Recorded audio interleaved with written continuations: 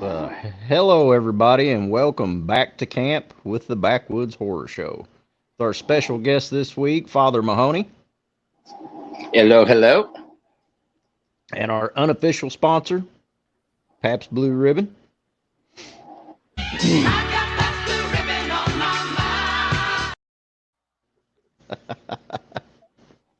Would it be awesome if they reach out one day and at least we got a little bit of free beer out of this? That'd be cool. That life goals. Mm-hmm. And introduce Father Mahoney. You didn't introduce us for anybody who doesn't know. The intro introduces us, Cody. Oh, yeah. You forgot that we're part. going to have to You correct weren't watching, were you? Because you're Travis, and I'm the guy who can't host a podcast to save his life, Cody. That's why you got That's me right, here. Cody. You can't do shit, my friend. Yeah, but I don't know shit about shit, so it's all good. Okay.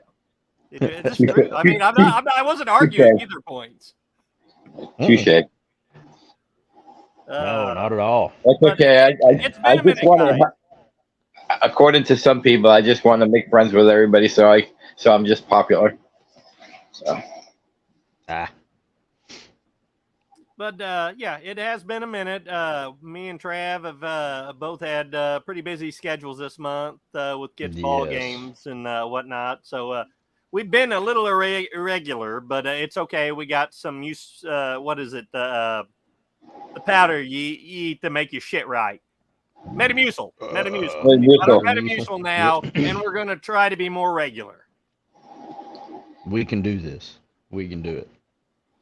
Yes, and we have got a special treat for our regular show now on this show. I think it's going to go down about as good as Metamucil does. I was going to say that. Might have to chew these two films just a little bit. But before we get into that, you guys been watching anything or? I've been just catching up some old school horror movies.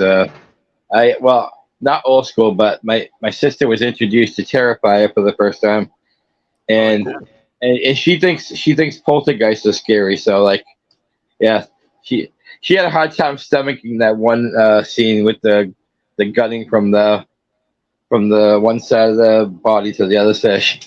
But where he hacksaws the chicken half, yeah. Yeah. So how can you be upset by that? I mean, he goes through with a hacksaw in 5 seconds. I mean, if you've ever split the pelvis on a deer hanging upside down, it don't go like that. No, It's a lot harder. Maybe she had osteoporosis. Maybe, you know. It's a little easier to cut through. But besides that, no, I haven't really been. I did watch Christine again the other day, which I haven't seen Christine in a while. So that was good to catch up. Yeah, for some reason, I always watch that and Cujo back to back for some reason. So. To Stephen King's greatest, yeah. Why not? Yeah. Oh yeah. Well, I did catch the Joe Bob's while he was hosting the new episode of The Walking Dead, City of the Dead. Is it City of the Dead? Dead City. Remember. Dead City. Dead City, that's right. Yep. That's a Rob Zombie song. They better be careful. He'll copyright their asses. Well, it'd been great if they would have had that as the theme song. Mm-hmm. Don't tell me they can't afford it. I gotta say, I expected more out of that episode, though. I wasn't impressed. It was okay. Slow. Yeah, Jeffrey Dean Morgan's good, but it's just more of the same to me. It seems like what we've been getting with Walking Dead. Yeah. Boy, Maggie looked kind of rough on this one, though, didn't she? Well, she's been living in the apocalypse for going on 20 years. So the makeup's spot on. Yeah. And speaking of looking rough, fucking Jeffrey Dean Morgan, Negan, of course, he's 56, 57 now. You know, he's not a young man anymore. Well, if you think about that, though, if that was the apocalypse and that was the setup, that aged the shit out of you because he does not have his crew to protect his ass anymore, and everybody wants to fucking kill him. So anywhere he goes, he's got to keep his head on a swivel. Stress. Yes. That's what you're saying. Yeah. But yeah, Don't know. I'll have to wait for it to get somewhere where I can stream it because right now I'm just doing Shudder and Netflix and Tubi's what I watch mostly now. Though to tell you the truth, if it was not for Joe Bob, I would cancel Shudder. Oh yeah, because Tubi has everything on it. Almost everything I watch on Shudder, Tubi's got it for free. Yeah, including our buddy. Shit, I can't think of their names right now. Aaron Hawkins? Brewer's films. Most of his films are on Tubi. Like Yes, Father Like Daughter. Yeah. That we reviewed a while back. Why can I not think of his name? Ken Are you talking about? I said him. No, he's thinking of our Ken Ace Brewer. Yeah. the other guy we had He's on one that of 'em. show that has been on several shows. Yeah. Aaron Hawkins? Aaron Hawkins. Yes, Aaron Hawkins. Sorry. Yes. Aaron, if you see this, I'm sorry. I'm horrible with names. It's a beer, Aaron. It's a beer. And, I can honestly say that I've been on a bender all day. I felt like shit when I got up this morning, so I didn't go to work. And then I was like, well, hell, if I'm going to feel like shit, I might as well have a buzz while I'm doing it. So I started at about like 11:30 today. Sound reasoning.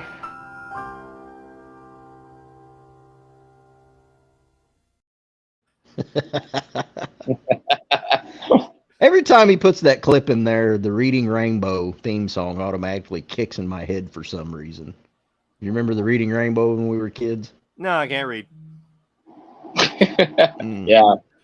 Reading Rainbow. Flashbacks. Yep. Geordie LaForge.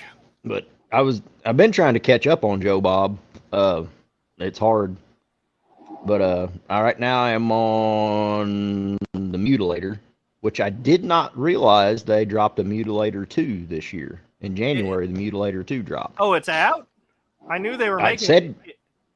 Oh, no, it's not either. It's not. January I didn't 2020. think so. Well, actually, I don't know. Because it said January 2023 it dropped. I haven't even So looked. that would I be know now. it was crowdfunded. It was Yeah. either Kickstarter or GoFundMe, I think. But So I'm and they kinda- brought back several of the surviving cast, even. So it's cool. Yeah.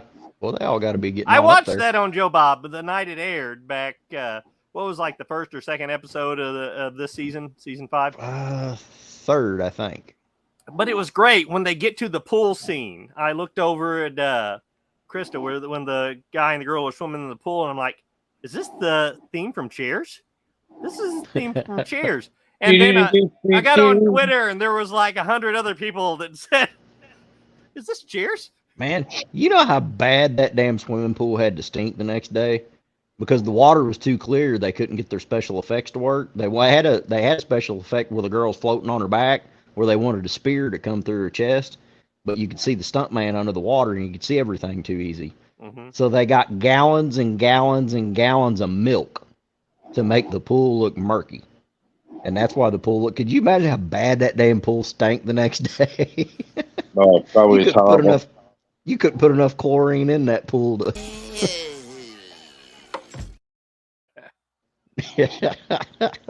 Our producer is on fucking spot tonight, isn't he?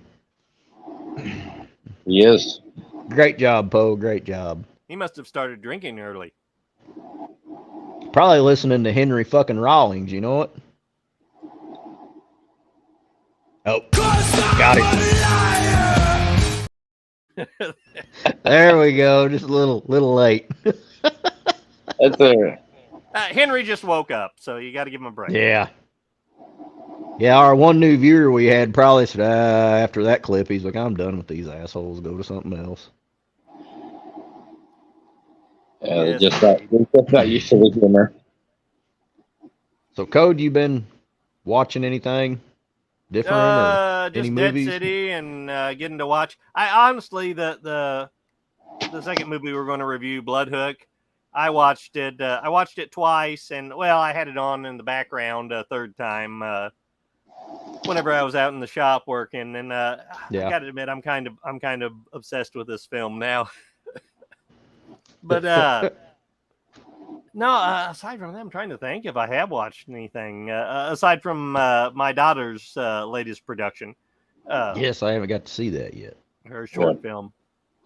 That's some George Lucas stuff, man. I loved it actually.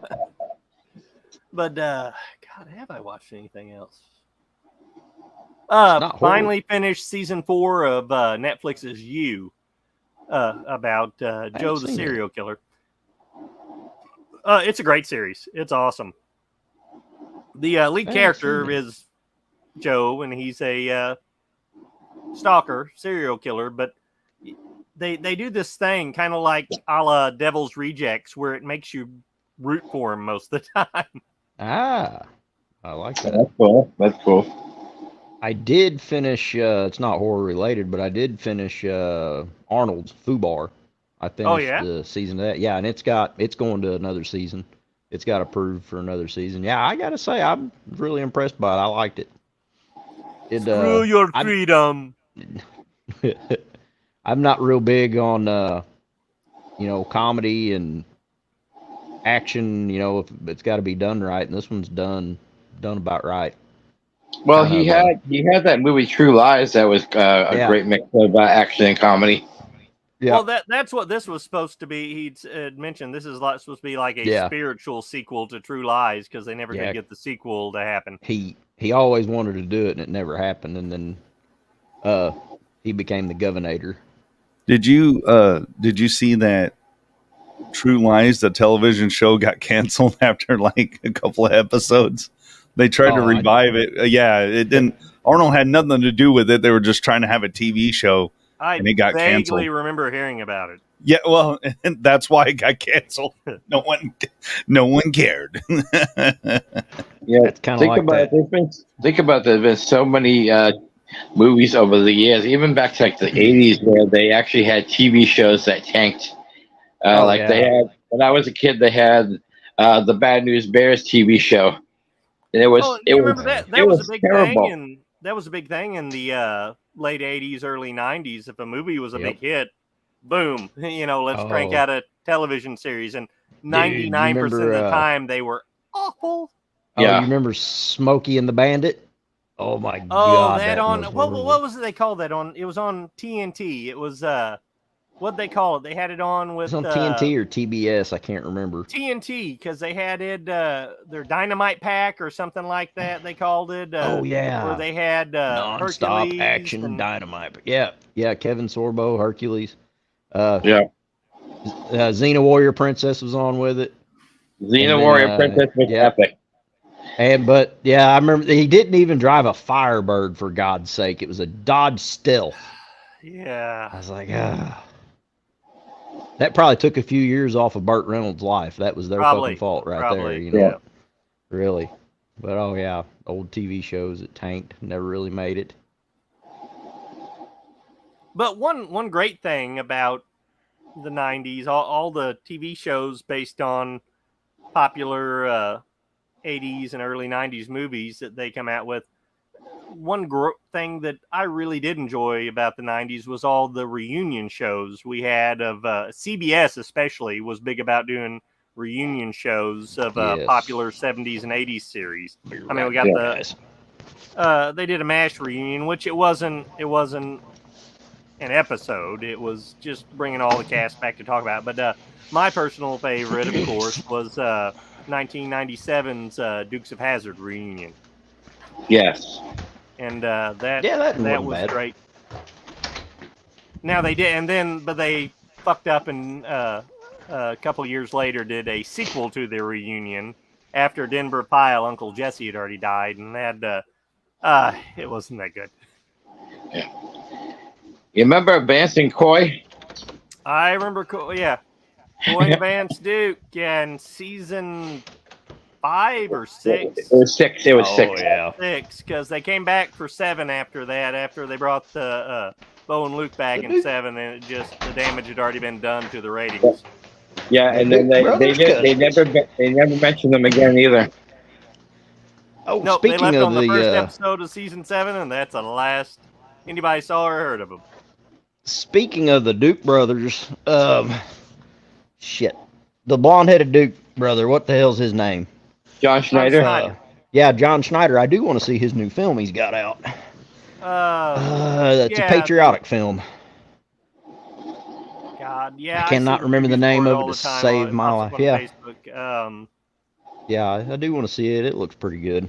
Yeah, and unfortunately, his wife just passed away here about a month ago. I saw. Yeah. It did. I saw that. Yeah, Well, it's not- and it was just this is our camp episodes. It was Ernest's birthday just about a week ago. That's right, Jim Barney, the late great Jim Barney. Yep. If he was alive, he'd probably still be making Ernest movies, and I'd still watch them. Yeah, I would too. Yeah. The Weird Al of movie making. I just thought of something. Ernest goes to the insurrection. Oh, there's a guy. He's got a horn helmet on.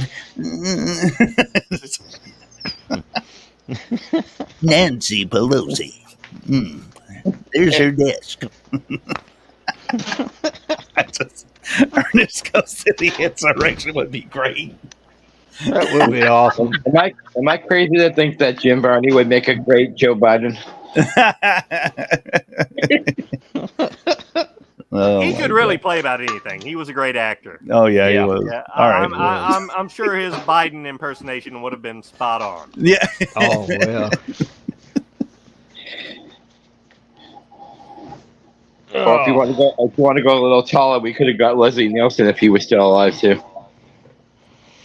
Leslie Nielsen was Joe Biden. Well, not before Joe Biden was Joe Biden, but in Scary Movie 4, wasn't it? When he played the president. And that. Yeah. And that, I mean, that was, if you go back and watch that now, it's almost eerie. Yes. The only thing he's missing is all the child groping. Yeah.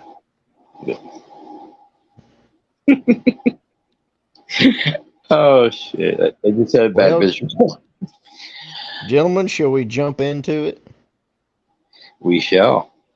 Cody, which one do you want to start off with? Let's start with Zombeavers, because I feel like Bloodhook's going to be the main attraction.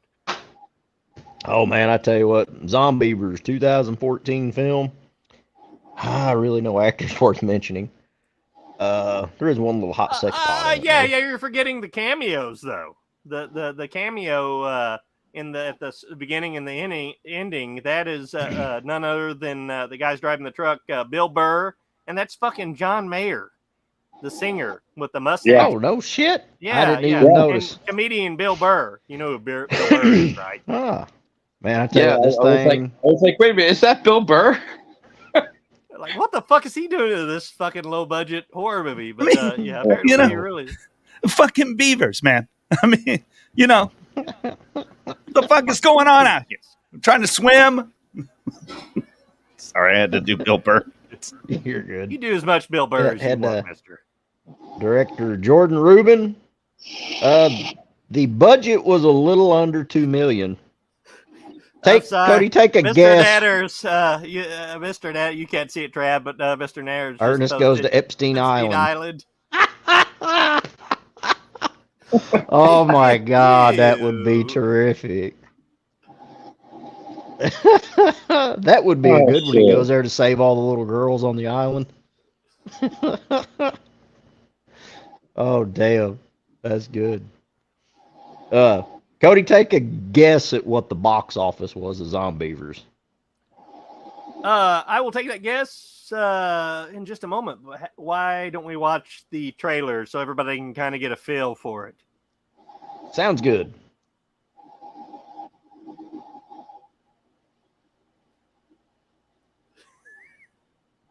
Producer Poe? He must be taking a winky. There we go. Here we are. Home sweet home. Woo! Make it rain, bitches. What is that? Looks like a beaver dam. Let's go take a look. You girls from out of town? We're staying over there at my cousin's place. We were looking for beavers. Well, hell, ain't we all? Well, I've had enough excitement for one day. That's like my favorite line of the whole movie.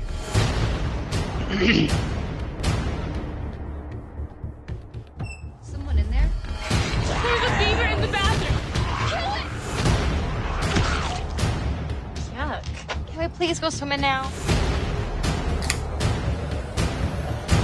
Ever occurred to any of you that there might be more beavers?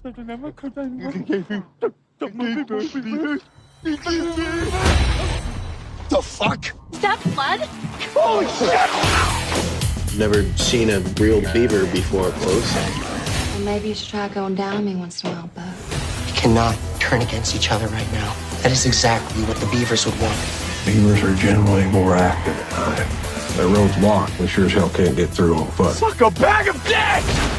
Oh, there's no way I'm jumping up for this.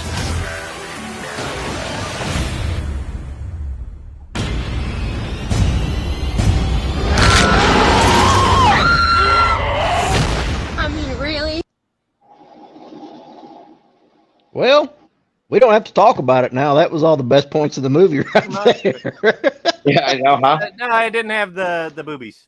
It didn't show the boobies. True. That was True. only on the one chick. My She's actually favorite still, actress. yeah, she's still actually doing pretty decent. She's got an OnlyFans page and all that. I cannot remember her name to save my life. I didn't write it down. Damn it, Cody. I have my pen ready too. Cody, take a guess at what the box office was on this. I saw it. I want to say it was like $100 grand. Mm-mm.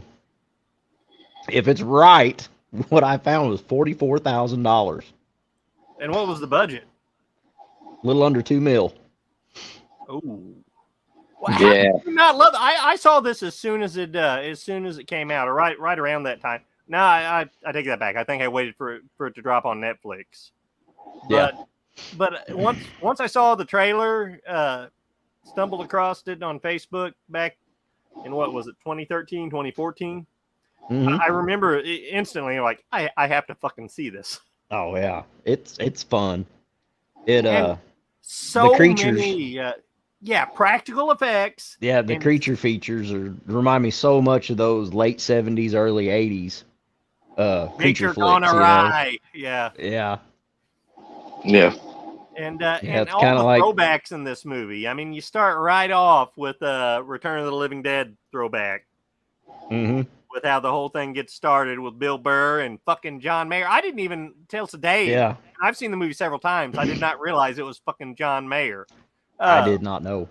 But I just they're wish he fucking would around have got right ate by the fucking beavers. and the monologue between these two guys is fucking hilarious. Of course, it's Bill Burr, so you expect it. Yeah, But he's talking about, yeah, I dated a guy for a week. He's like, it was fucking great, except for the sex, man. That was horrible. Yeah. yeah. Said, you want to Yeah, go the to the sex was a bar and little get rough. some beers? He says, sure. You know, we got along great aside from the sex. Hey, did you guys catch the reference to Creepshow 2, The Raft? Oh, God, Two. yeah. Oh yeah. Yeah. Oh yeah. When I saw that scene, I'm just thinking, I'm rewatching The Raft Part 2. And Like- a little more subtle reference in that same scene, that same sequence. The blonde chick who's laying sunning on the beach. Yeah. Whenever the other dudes, the two dudes in the water, and the one gets his foot bit off, it zooms in on her and does that fall away zoom behind her, just like from Jaws. Whenever Chief Brody sees Alex Kintner Yeah. get eat, and Yeah. and they just do the fast zoom behind him, and I was like, I bet a lot of people didn't catch that. I didn't. I didn't the first time I watched it. It was this recent viewing where I did, but I was like, yeah, that was cool. Yeah. Oh yeah. The setup of the film is pure shit. Very paper But- thin plot, but I mean, who cares? The two dipshits driving a chemical truck. You know, it looked like a little mini party keg that fell out of the damn truck. And Thank it you, just Mr. happens to hit Nanners. the ditch. Dolly zoom for somebody more educated on Yep. filmmaking than us. Hits in a little creek, takes a hell of a ride down this creek, and then lands in this small lake that it feeds. And Hey, it 11 bumps Rumble up against viewers. What's wrong with the. you guys? Whoa. Damn. That's like, I feel sorry for these people. I really do. That's like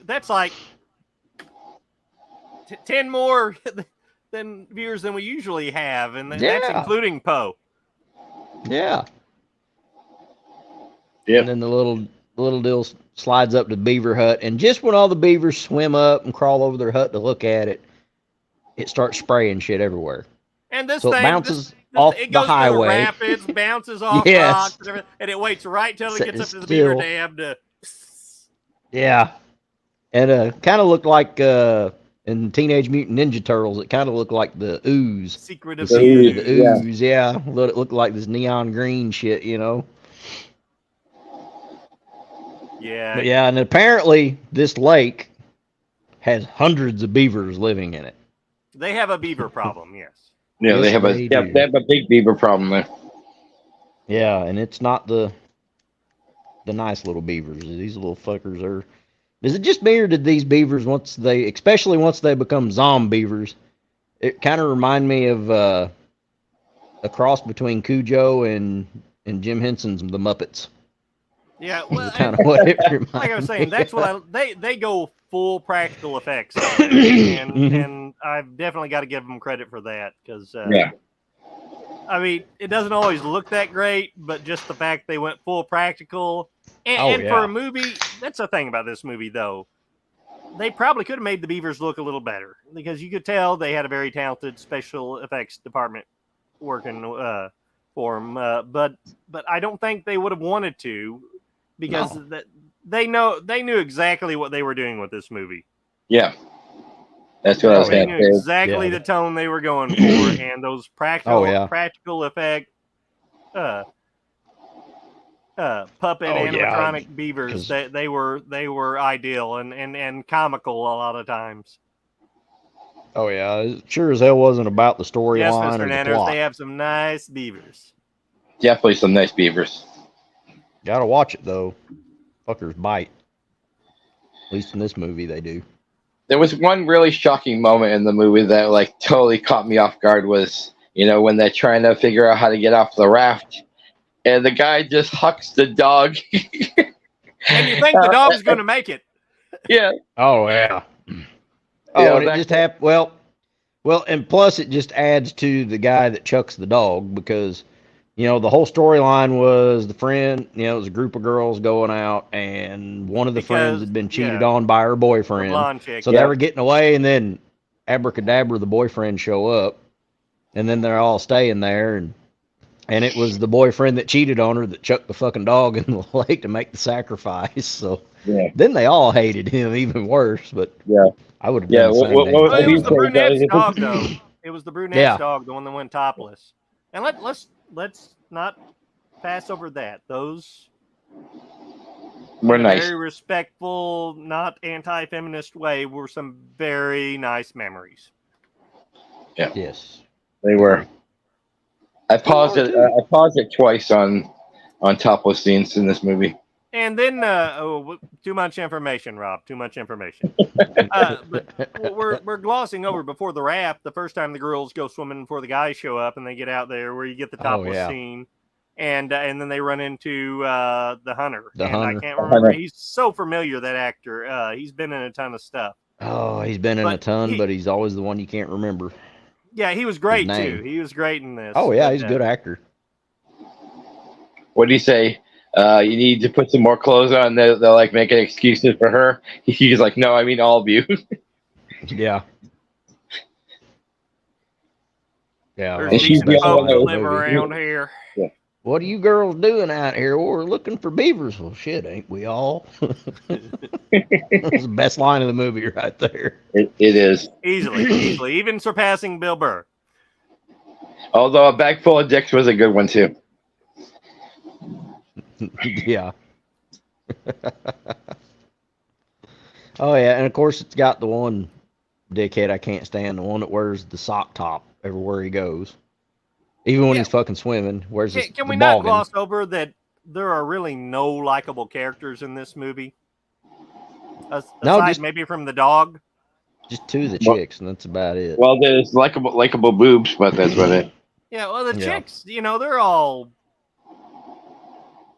kind of unlikable in their own ways. I mean, except for the blonde, maybe. She's, and she's real whiny. But the brunette with the dog, she's not very pleasant. She's kind of a bitch. And then I know kind the about chick it. with the glasses, the only one you kind of want to root for, you find out that she was banging Not her really. friend's boyfriend. Yeah. I thought she was a fucking cunt from the beginning. But yeah, I just Is she the one that's like no cell phones, no cell phones? Yeah. If you look, yeah, because she wants to make sure that her friend doesn't find out that she was the one banging her old man. But but those three, they did cast them and play their characters perfectly, because when you get three chicks together, that is the curtain call of the three chicks that run around together. That is the perfect. You always got the one that's bitchy, and you got the one that's kind of quiet, a little whiny, and then you got the one that's just she reminded me of a flaming fucking liberal, you know.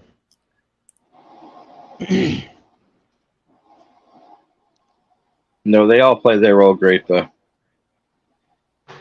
They did. Yeah. The rest of the acting kind of. Yeah, once the guys get there, kind of the acting kind of takes a nosedive. Yeah, I was really hoping that they would have bit the guy, the boggin head guy, that would bit his fucking head off instead of his foot. That was pretty cool though. But bites his foot off, and then they start chewing their way through the raft. But these sons of bitches can eat now. You know, they're like Zombeavers on steroids in their jaws or something, because them some bitches can chomp wood bad after they become zombies. Yeah, superpower zombies, because they go busting through these 2x6s on the raft like they're nothing.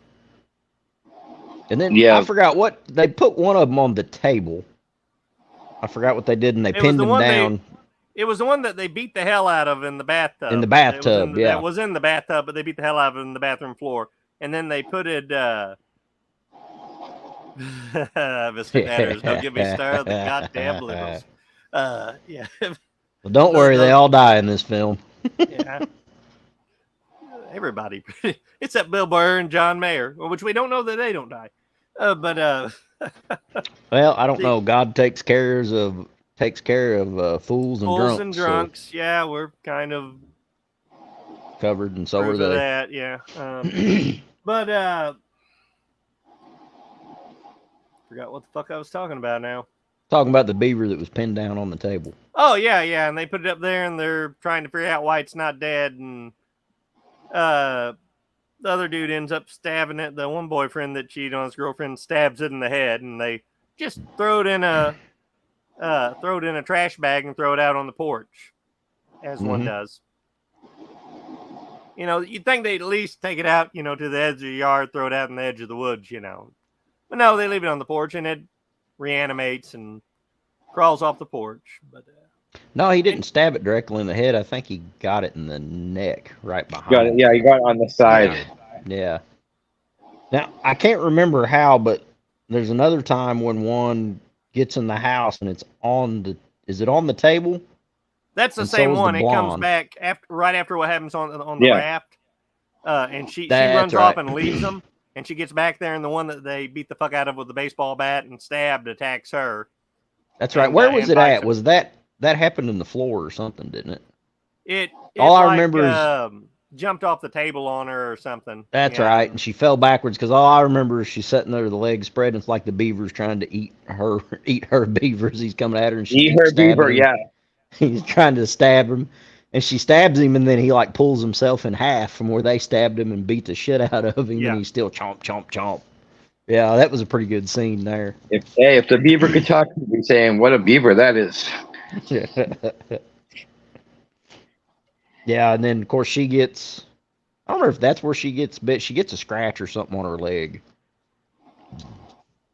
It might have been. Yeah, it scratches her whenever it jumps off the table. It like scratches that's her leg right. or gets her in the leg or bite. Yeah, but and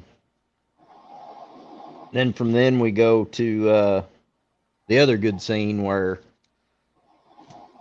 she finds out that the boyfriend was banging her best friend. Yep. And that goes sideways, and that one goes to bed. And then the hot blonde comes in there, and she's like, "Oh, you're not mad anymore." And we think we're fixing to have a lesbian scene, and it turns out that the blonde has turned into a zombeaver. She like crawls up on top. Yeah, of grows beaver teeth out of the front. Yeah. Grows the tail, and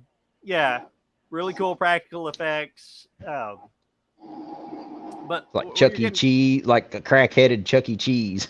and this is after, the other, the brunette and the The dude jock that got her- boyfriend. and the one that got the foot bit off, the sock top guy. That's right. They tried to They leave. take off, and then the beavers have blocked the road, chewed trees into and fell them across the road. Mhm. And this is probably my favorite kill of the movie. When the jock goes out to check it out, and they fucking fall a tree on him and just crush his ass. Yeah. Yep. Yeah, I forgot about that one. That was Yeah, and pretty here good. comes the hunter back. You know, his truck's parked there, already parked there, and he, for some reason, he's wandered off out into the woods. And so they, Yeah, he saves her ass. yeah.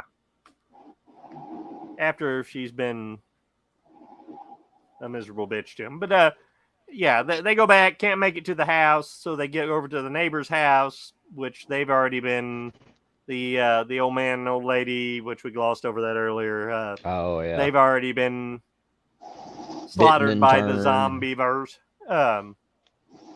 But this is where it gets pretty good, and the guy with his foot sock top guy turns into one and chews the face off of the hunter. But Yeah. Yep. right That was- before that this was a good scene. happens, the hunter goes upstairs and they're searching the house, and he finds the older lady dead and her mutilated in her bed, and he just opens the door and sees it. He says, "Well, all right then," and then shuts the door and it goes back down there, and immediately gets in their fridge, is eating leftovers out of the fridge, eating chicken drumsticks, and he's talking about how they're going to have to cauterize the guy's foot or he's stump, or he's going to bleed out, and the whole Bleed to time death. Yep. you want, there's plenty of this chicken. You sure you don't want a chicken drumstick? There's Do you want chicken He drumstick? keeps asking her. But, which I could relate to that, because that kind of shit probably wouldn't faze me either if I was hungry. Hunger does Zombie something beavers. to a man. But yeah, he Zombie gets his beavers steak. wouldn't be a big deal around here. No, we got zombie meth heads. Yeah. That's That scarier. ain't no Much shit. worse. Much worse. Trust That me. ain't no shit. You They'll think them bite beavers too. got a? You think them beavers got a mean bite? Wait, do you see the crackheads around here when they get to biting? Especially the ones that are just recently turned into them, because they still got all their teeth for a little while. Oh.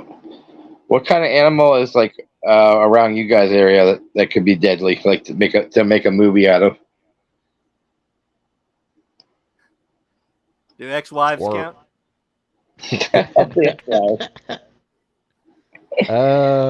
Zom ex-wives coming to us near you. Squirrels. Squirrels would be Ooh. Yeah. it, because everything else we got is big enough you could shoot and put down. But if you had like freaking squirrels that were like a rabbit or something, that'd Yeah, be those fuckers interesting, are because they'd be fast. harder to hit. Yeah, they'd be harder to hit. Yeah. Oh, Especially get Cody, a bunch they're of them together. making new film, Zombie Yeah. Squirrels. Yeah, there we go. They've already done everything else. Morgan, we need you. Squirrel NATO. Squirrel NATO. Too much CGI for that. We got to do practical effects and somehow Yeah. hide the fact that we're using live squirrels from PETA. Yeah. We just need Morgan Wellborn to help us make this movie, Zombie Squirrels. But yeah, this movie is pretty crazy. It's entertaining though. It's one of them, once you start watching it, you're not gonna. You're invested turn in it it, and off. like you said, Yeah. you always know exactly what tone they're going for. They Yeah, exactly. they're very consistent with that. And Oh yeah. Roadkill of the Dead. Yeah. And that girl. And and see, we about covered it all, haven't we? Finally get to the final scene, can't we? Yeah. Yeah. Where the little hot chick finally gets away. There's a little bit. She gets the hunter's gun and she's shooting some of them. It's daybreak is breaking, and she's kind of had the shit beat out of her. She's We bleeding. get as the two girls that are getting away at the end, which we can't Oh, that's forget. right. Whenever the chick with the glasses that banged the blonde chick's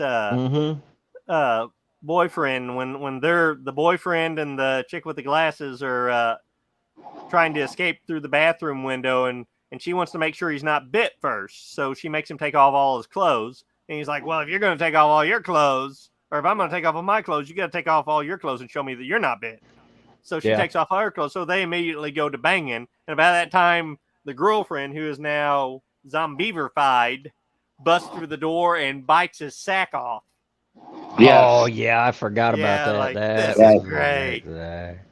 Oh, and it was one of them scenes too. You know, if you're packing a sack and this happens, you're like, oh, you know, instantaneously you do a little flinch. It's like, oh I my flinched, goodness. right. I made sure mine was still there after. But after that, the two girls get away. The one girl drives the hunter's truck, bashes it through the front of the house, and which wasn't it a log cabin? Yeah, it was. I'm like, how, you know, that might do a little more damage to that truck, you would think, driving it through a log cabin. Damage. Yeah, because those old Fords weren't that tough.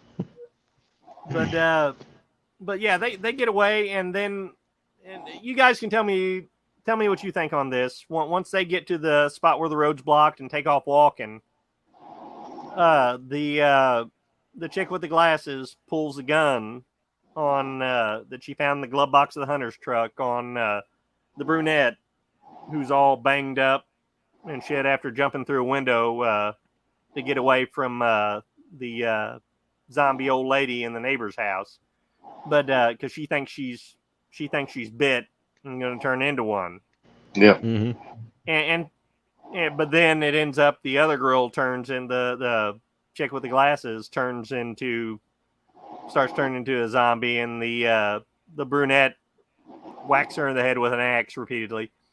But that to me, that you think they were going for the call back to the end of John Carpenter's The Thing, where you don't know if it's I think so. If it's Kurt I thought a little bit about that. Or David Keith. No. It's the I don't. It's a stretch, but that's the first thing I thought of. I don't think so, because it's not drawn out long enough. It'd have to be drawn out a little more than that. It was like bam, bam, bam, and it happened. You know, Yeah. Possibility it could have been a it throwback. did have similarities, though. But then we get to one of the best parts of the movie, where she's wandering by herself with her ankles all jacked up from jumping out the window. But the brunette's wandering out into the street and trying to wave the same chemical truck down that Bill Burr's driving, and John Mayer's like, "Hey, you see that girl on the road? Yeah, I see. Yeah, I see her."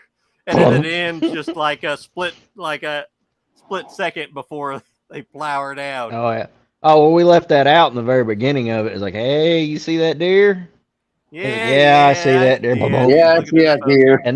And when they ran over the deer, that's what made the chemical container bounce out of the exactly. truck. Yeah, we left that part out. So yeah. Overall, I really enjoyed it, though. I really did. It was fun, and like I said, this is like maybe the third time I've seen it, but it was still a fun watch this time, and I still really appreciate all the practical effects, and just the campy, over the top theme to the whole thing. Mm-hmm. You know, it was well put together. With the title Zombeavers, you know what the fuck you're getting into you're when you for, start watching this. So yeah. You guys still do the PBR review? How many PBR? We sure do. Absolutely. It's been a while, but you know, I guess it's time. Yes. Okay. Father Mahoney, how would you give her a rating? How many PBRs does it take to get through this film? Actually, it's not that many. I did thoroughly enjoy this, so I'll say 3. 3? All right. Code Man? Well, this is kind of a tricky one. Mm-hmm. Because, and I got a feeling it's going to be very similar to our next film in rating wise, but I've got to give it 5 PBRs, and that's not because I think it's just a mediocre movie. I'm just having so much fun watching this goofy ass movie that it puts me in the mood to have a drink drink more. drink and have a good time. So it's a good film to have a few beer with. and Yeah, watch. especially And with a give- group. With a group Oh of yeah. friends. Oh yeah. shoot, yeah. Well, I got to give it 6. And like Cody said, I'm not really putting it down with that, but it's one of them. You know, if I've had a few beer, you're just gonna enjoy it even better. So yeah, I got to go with 6. Okay. Oh man. So Zombeavers, check it out. It's worth your time, I promise. If you like campy horror comedy, rather, you won't be disappointed. No, it's a lot of fun. I've seen a hell of a lot worse. Seen a Yeah, Campfire Tales, a lot worse. Oh yeah. Well, Campfire Tales, yeah, until I found out how it was made. Changed my outlook on that completely. That's right. That's right. We talked about that. Yep. But yeah, I mean, this one hooked me a hell of a lot better than Blood Hook. I will say that though. Oh, come on now. Do we need a drum sound there? Do we have the preview to Blood Hook by chance? I believe we do. All right. Well, now would be a good time to cue it because I need to restock my beer supply and you into the heart of the world famous Muskie Madness fishing contest. Muskie Madness. It's him! He's doing it! Its various contestants. We're all like time bombs oh, waiting to go off. I love the music they used on this. And the one fisherman who's the most unique fisherman of them all. The master fisherman. This master caster will teach you all the angles. Master caster. He'll reveal his prize-winning methods for selecting and preparing his own bait. Yes, fellow anglers, this is your chance to learn the art of planting your hook and riding in your catch. So come on down and join the master at this most delightful pastime. Blood Hook, where the catch of the day is you.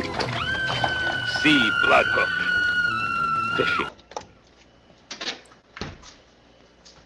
Oh my goodness, folks! And I tell you what, if you think the preview is corny, just wait to watch the film. I was going to say that. And this film, I will say this, I hadn't heard about it until fairly recently. And I mean, it came out right in the height of the slasher craze. And I'm really surprised I never ran across this before or even heard of it, even after the internet age hit, and all these obscure slashers were coming to light. And I am just thrilled that I found this movie because I had so much fun with this. I'm glad somebody's movie. thrilled with it. All right, so. Me too.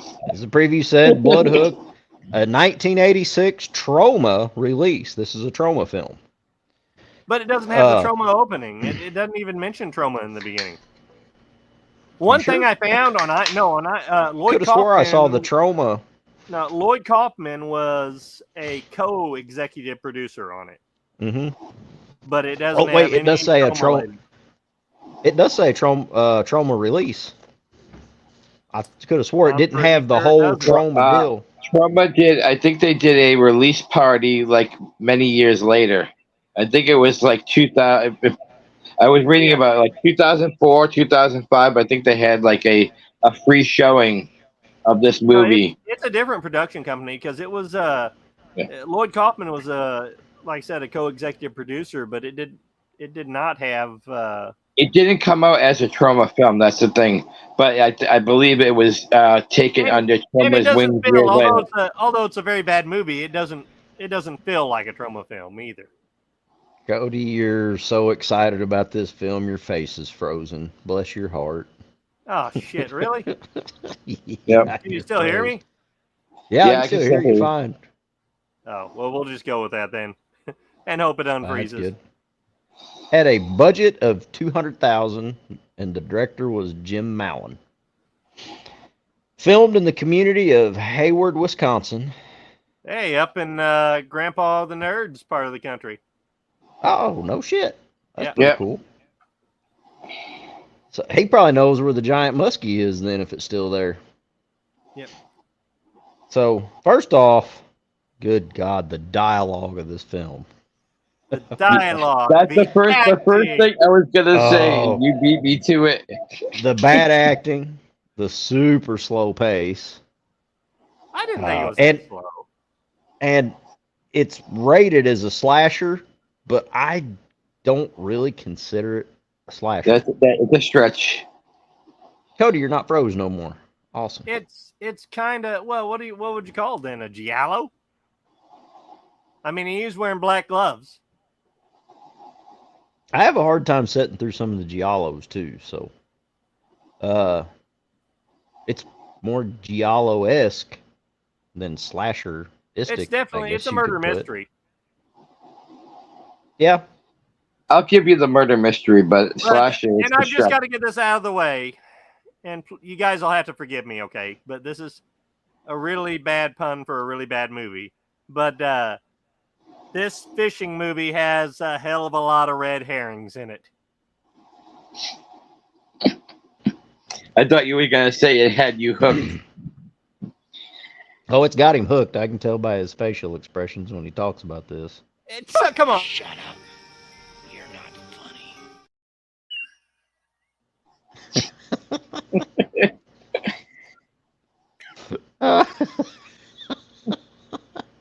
Poe is on spot tonight now. We got a shitty show this night, but Poe is on. He's spot on tonight. Oh. But yeah, this movie is definitely, it definitely falls into the so bad it's good category. And no gore, just some really bright colored ketchup. I mean, it did that. A little gore. You get to see like the laughingly over exaggerated decomposed bodies that the fisherman drags out from under the dock. Those look like the monsters you built in my monster lab. They kind of look like Muppets. They kind of look like Muppets. Yeah, that's not gore. that's stuff that was in what was that? My monster lab. I can't remember what company made that, where you made your own monsters. That's as soon as I saw them, like yeah, late 80s, early 90s. Yeah, because I wanted one. I remember them. I never did get one. I didn't either. My parents said they were too messy. Well, I just wanted to say, Cody, that your girls did a better job acting jumping into the pool than the guys did when they got hooked. Oh God, the characters on this. I mean, it has almost every 80s trope, 80s slasher trope, and I just fucking love it for that.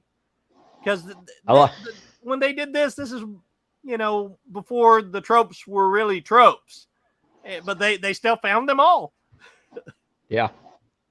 And at the opening of it, I was trying to figure out where it was going, because it's got the little boy going down and I can relate to the rail system used to get down to the lake off of a steep hill, because like Cody and I was raised on Current River here, and you used to see a lot of them on Current River. People had cabins up where they wouldn't get flooded. The little boy's going to watch his granddad fishing, then he turns on the radio. Playing reel-to-reel tape player and playing this song. What was it? It was some like I can't remember. It's pretty horrid. 50s song. Yeah, it was going. It's really loud, a real high pitch. And you hear all the cicadas. The cicadas kick in. Yeah, the cicadas. And then all of a sudden, his grandpa turns around and grabs his head. And you can't see nothing but the grandpa. And then all you see, you see him from the side view too, and then he falls in the water. And the little boy just stands there looking, and then he runs back up the hill, and then all you see is grandpa's hat floating away, and then 17 years later. Now I do like the ride they're riding, that old like 78. I figured you would. If there's one thing you'd like about Blazer, this, it'd be it. Yep, they're driving a whole bunch of friends going, because the cabin was left to him, the grandson. When he turns 21, he inherits it. Yeah. His dad has never been up there. Yeah. more dialogue right there. Yeah. It's fucking great. You can tell somebody put a lot more time into writing this script than a slasher required. And I'm not really sure they put that much time in it. And it becomes, well, upon second watch, I caught a lot more things. What they tried to do, it was very convoluted. It was very convoluted, but they really tried to build a story here and really make you second guess yourself on who the killer was, which it didn't work at all. But yeah, when they get there, the musky madness, giant fucking fish statue that you can walk up in of a giant muskie here in this town. This is like this town's big deal. Their muskie tournament they have every year. Is this a real tournament? It might be, possibly, because I mean, they didn't build that muskie for this movie. That's for damn sure. No. So I'm sure that wasn't in the budget. I bet that was part of it that was wrote in. We'll have to ask Grandpa the Nerd if he knows of any muskie tournaments. I'm sure there is, because, well, just like our town, we used to have a sucker fest for suckerfish every year in our little town. And now it's just for the meth heads. Yeah, it's a different type of sucker fest now. Compete at your own risk. But yeah, then we finally see what the killer uses. It is a giant freaking musky lure. Fucking ridiculous! Absolutely ridiculous. Thing's at least what, 2 foot long? Yeah, 2 foot long fucking lure with giant treble hooks on it. It's something Quint would have used to hook Jaws and reel him in. That puts it in retrospect. No, it's something Quint would have been like, that's a bit much, don't you think? Yeah. It's like, holy shit. But, and the thing is, them trying to build up the red herrings in this movie. Everybody has one of these giant 2 foot fucking lures in the movie. Every time you turn around, all the characters have them. Yeah. Like, this is what this was on sale at the Bass Pro, and you know it as their number one musky lure, and everybody fucking bought one. I guess it was supposed to be like that's just your common fishing lure you use in the lake, you know, and so that's what the killer used. I guess is what they were going for. But my God, if they've got fish that fucking big, I'm taking a fucking pontoon boat or something. You know, it's we're not canoeing in that motherfucker, are we, Cody? Fuck no. I can see you both out there.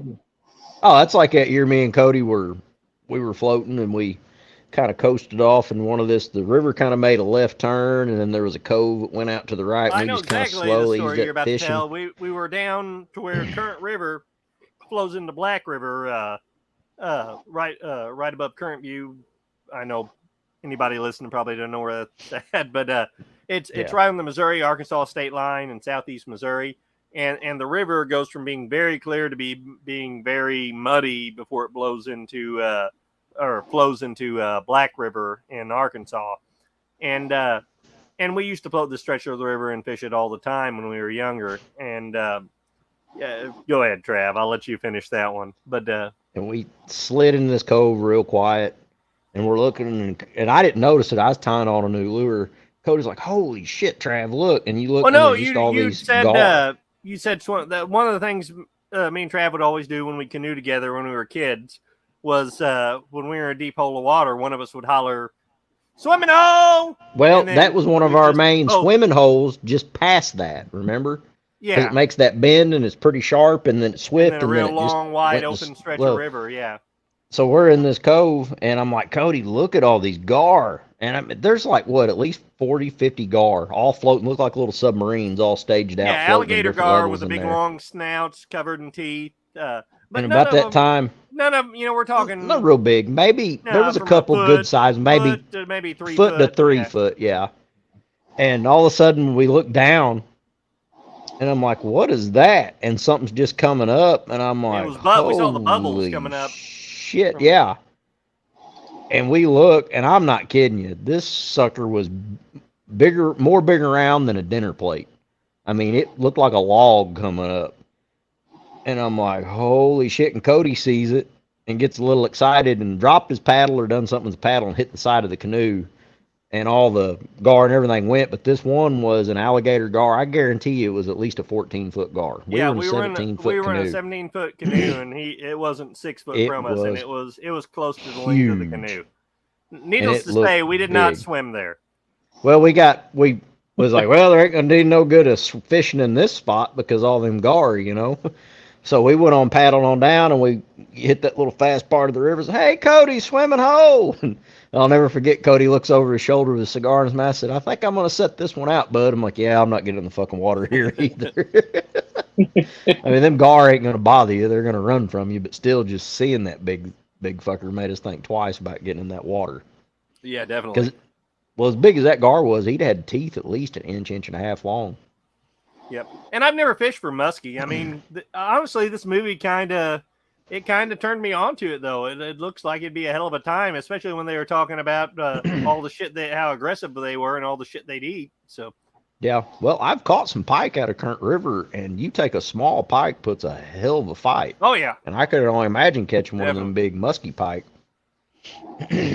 I wonder if they really grow that big, like they say in the movie. Like, oh yeah, the muskies get big. Yeah, they get real. Well, remember that one of them guys were carrying around? That was an actual fish. That wasn't a prop. That was a real fish. Was that like what he said, the 26-pounder? Was it? 46-pounder, I think, wasn't it? 46-pounder. Okay, yeah. Put him in the lead. Oh yeah, there's some muskies. Like, we don't like cheaters around here. Oh yeah, we're skipping ahead on this. The once they get to where they're going, they get to his grandfather's estate, and I guess his grandfather, this old man that was his friend and his employee, is still taking care of the place. Yeah, it is still paid out of a trust or something to take care of the place, and his fucking retarded son, who has a might or might not have been in Vietnam. Yeah, well, no, the father does say he calls him out on it at the beginning of the second act that he's full of shit and had never been in the military. But he's got got a M16. This guy, you talk about the acting being bad. He is just like overplaying this PTSD vet to the nth degree. And I deal with PTSD vets rather often at my job, but this guy, he is he's the cherry on top when it comes to that. He is overplaying the shit out of this.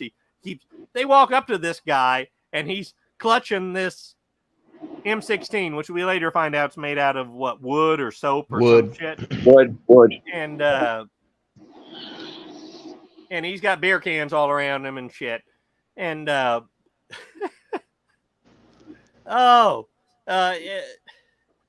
love triangles, the two love triangles in this movie just fucking blow my mind. But we'll get to that. He's freaking out, telling him about the radio waves in his head and all this bullshit. I mean, just completely playing it way over the top. And then his dad shows up, the caretaker, who was friends with Grandpa Van Cleve, and he's basically just telling him to fuck off. And then this one of the kids they bring with them has a fucking like 10-pound fishing lure as a fucking earring.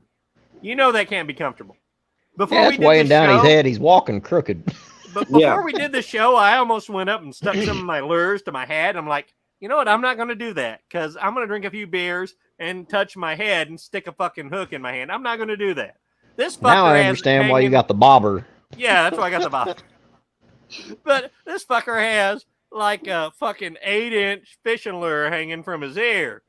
With the treble hooks attached, too. Still attached, yeah.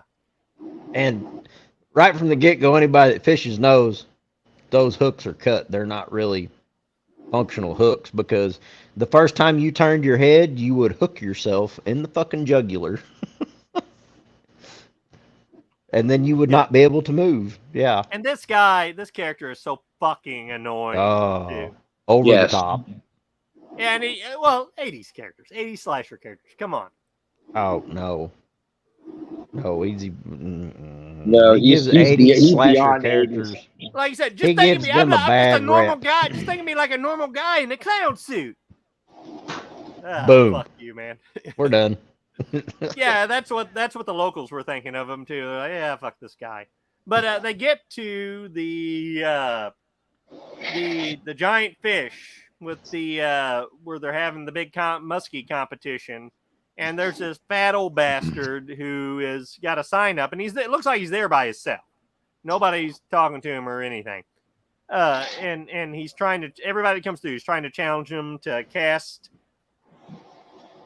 against him, and they got a little ring. The muskie champion or something. Yeah, muskie master or some shit like that. Muskie master. Yeah. But this is where this. Ooh, that sounds like a really low budget porn, doesn't it? The muskie master. Muskie master. I am the muskie master. Stand by my side. Smells like fish. Must be a good dish. But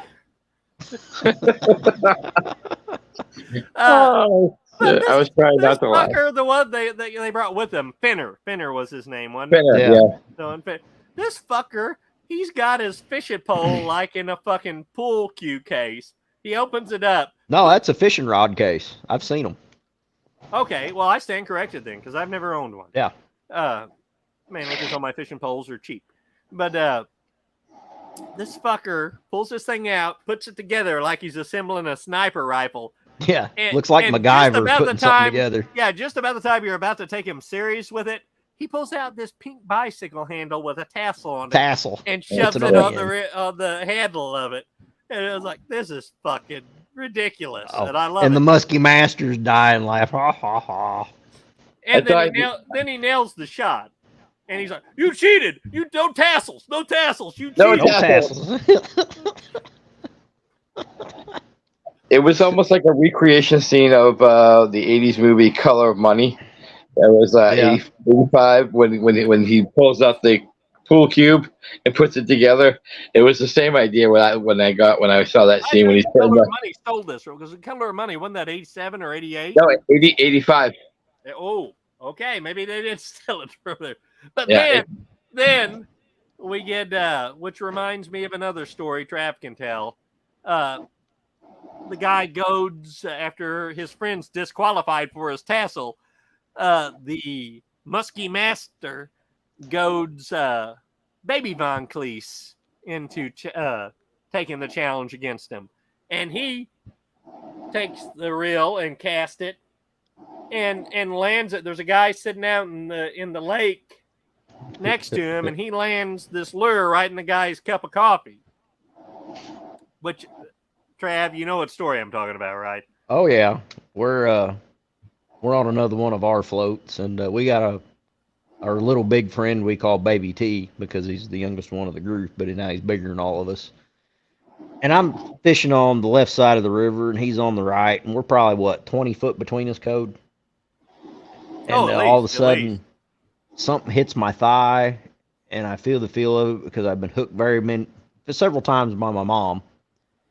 And I'm like, and I just automatically grab it. And I grab it. I'm like, don't cast. And I look over, and Baby T, he got a cigar in his mouth, and he looks at me. He's got a big old straw hat on. He's like, oh, shit, Trav, I'm sorry. He hooks me right in my thigh. So, luckily, it wasn't too deep. I just got my dive knife out and had to kind of pry on it. You know. Oh, God, it would have took my leg off. But apparently, those come out really easy. You just jiggle them a little bit, they come right out. I don't see how. I guess the little treble hooks are more sticky than the big ones. I guess. But people seem to bounce back from those big ones pretty quick. Mm-hmm. And heal up so fast, too. They must not make much of a wound. Like the chick that was swimming that got hit with one. Which is total bullshit because, I'm sorry, you get hit with treble hooks, you either have to cut them out or take the hook off of the lure. They're not made to come out. No, they're made to grab and hold on. Yeah, Once you're those not barbs getting get free in you, without. it's not cutting. a good thing. You've either got to And what's push them bad? out the other side, Well- cut them off and push them out the other side, or cut Exactly. cut Well, into what's your bad flesh is until you can get them out. if you try to mess with one of the side of the hooks, the other one digs in even deeper. And like Cody said, you just have to cut them off. Either that or cut them out. And yeah, it's never a good combination with treble Yeah, hooks. the only way out is through. And Uh-oh. I think Cody said on a treble hook he's frozen again. can you hear Uh-oh. Yeah, we Yeah. can hear you. me? Okay, fuck it then.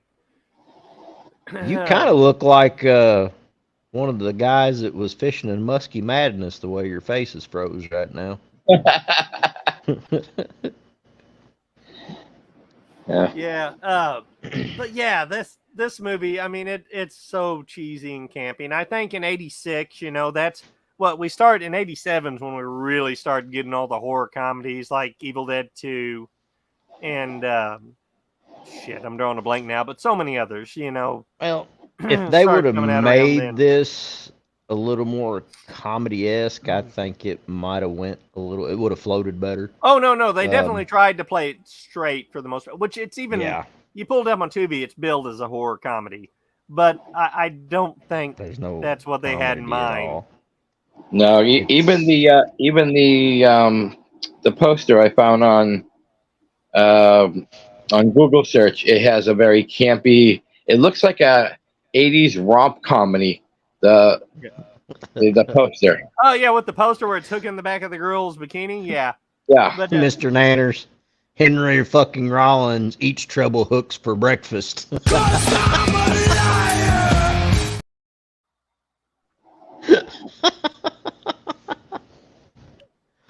Oh, that's great. But yeah, the kills aren't that great. no, I will agree with you on that. No, But there was who's only done that one. before? Who's thought and who's done it since? Where the killer's weapon of choice is a fucking 2-foot fishing lure, which They they were thinking about it, and then they saw blood hook, and they're like, "Nah, we're gonna go a different direction." Well, when you think about it, though, I mean, I'm still, I've been fishing most of my life, and I cringe at the thought of getting a hook in me, and let alone, they got this big fucking hook. Yeah, it's played off for laughs, but good God, that would be a horrible way to go. I mean, I guess the closest they've come to trying to do something with a hook is the fisherman from I know what you did last summer. Yeah. Yeah. I got a good fishing story. My buddy Butch fishes for walleye in the winter. Well, he was fishing and he got one of his lures. I don't remember. He got one of his lures hung up or something. And you know how whenever you're trying to get them broke free or popping, they come flying. Anyway, long story short, it nailed him right in his thumb. I mean, dead nut center in his thumb.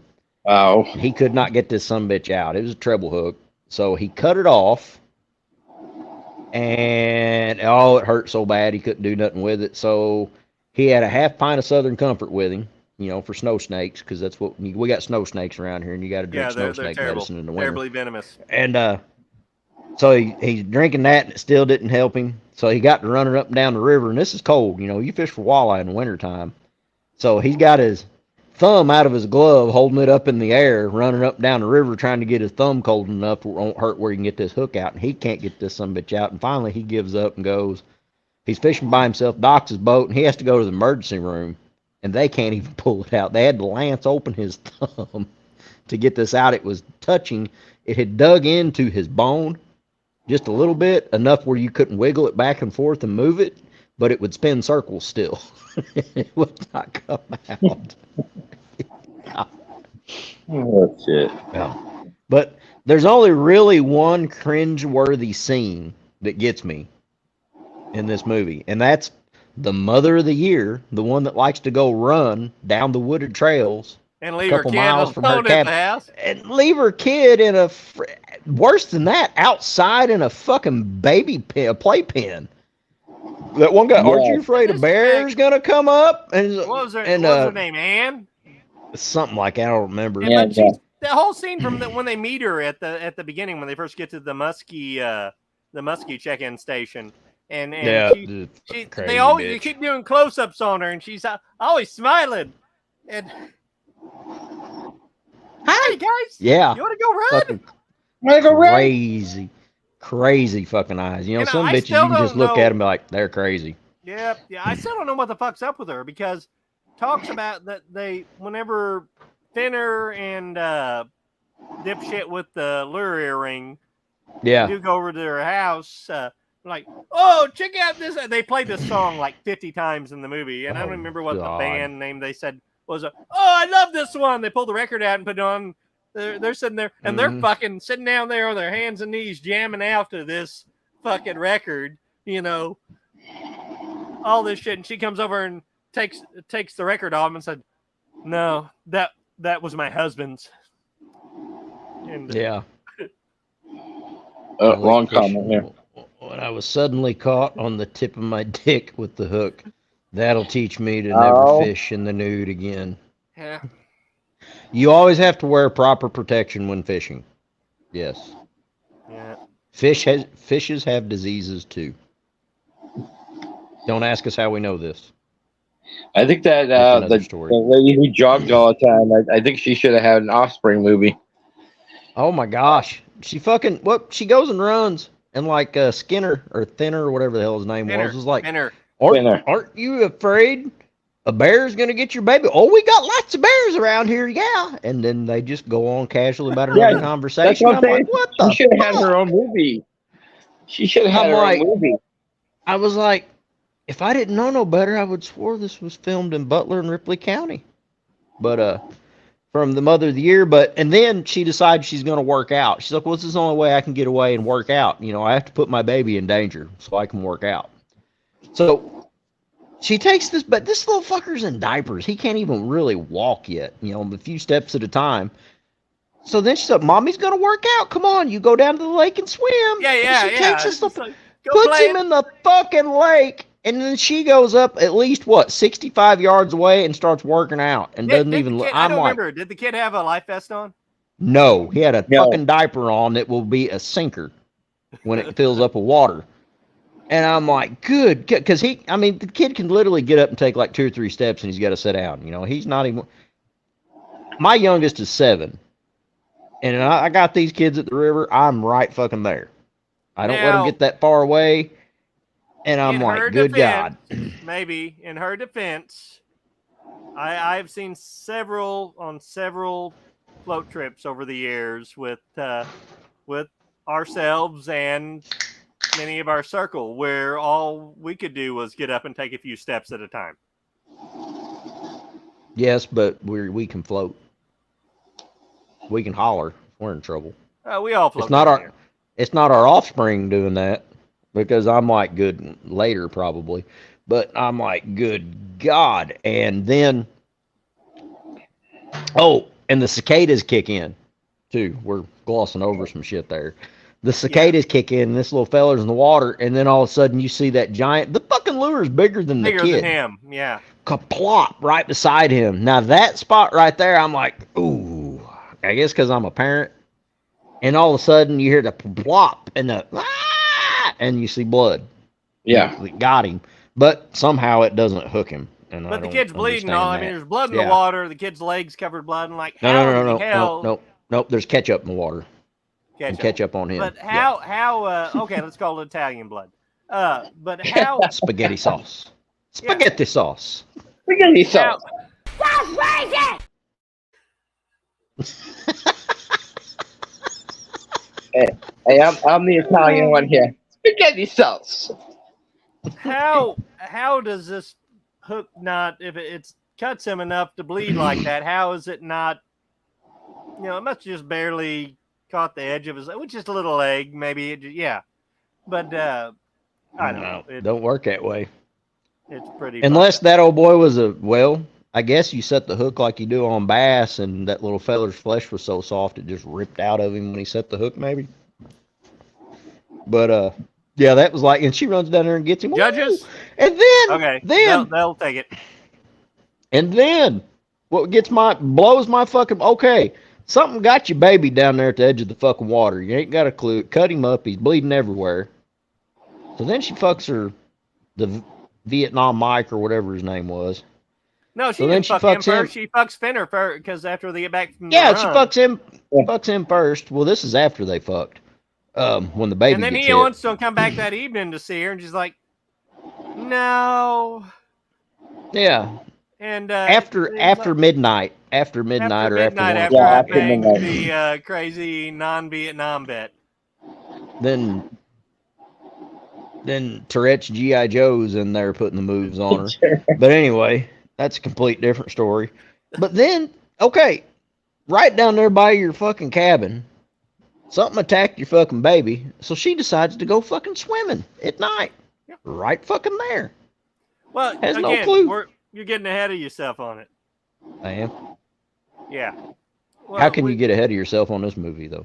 We've all already forgot about the subplot about how the fat muskie master is trying to win the tournament, and he's got a stock tank in his boathouse with a big old muskie in it, and he takes a hair clip, which would obviously stay on a plastic hair clip would obviously stay on a fish, and a 70-pound fish at that. Yeah, so he can find it, and it just so happens the old Grandpa Van Cleve's buddy happens to be walking by and sees him doing this and goes in and dumps it off in the lake, which that's where... You cheating son of a bitch! Of a bitch! And that... Never mind that he breaking an entry into somebody else's The door was open. He didn't have to break. Oh, okay. Well, technicalities. But, yeah, he dumps it off in the water, and that's how Finner ends up catching it. And Finner convinces, dipshit with the lure earring, like, you gotta go muskie fishing. You'll be obsessed. It'll drive you nuts. It's muskie madness, and then he just jumps up out of his chair and starts chanting muskie madness, muskie madness, muskie madness, and they walk out of the room chanting muskie madness. Yeah, that guy was a crackhead before they had crack. You know what? I'm pretty sure they had crack in '86, Trav. I don't think it was the same kind of crack we Cody make being now. muskie madness guy. I don't make crack. No, we're pure. We only do coke. And you know that's a lie because we can't fucking afford it. But yeah, we're glossing over the first kill too. The when they're at the fucking restaurant on the pier, and yeah. Oh my yeah, the loons. I love the loons. Yeah, whenever we first get there, even before we see Baby Van Cleve and his friends, this family is lost and pulls up at in a big ORV at a bait shop on a little. What looks I like a little wouldn't back call road. it a bait shop. I'd call it a bait shack. Yeah, I mean it looks tiny. It's like a 14 by 15, if that. It's small. Yeah, but they pull up there, and the old man who's running the bait shack, I can't remember his name. You? Anybody here? Anybody? I can't remember. Anyway, super nice old like. Man. He gives, like I said, the plot's so damn convoluted. Somebody had some good ideas here, but it just didn't pan out. We'll call him Crazy Ralph. Crazy Ralph.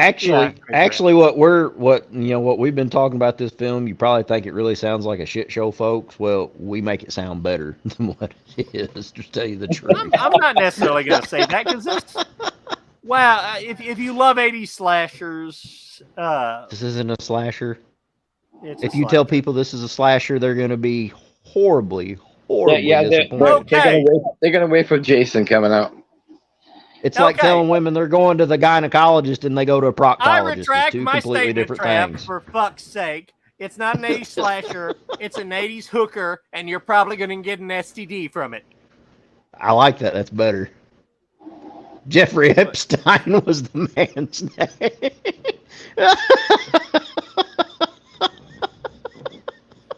Come into my bait shop, said the spider to the fly.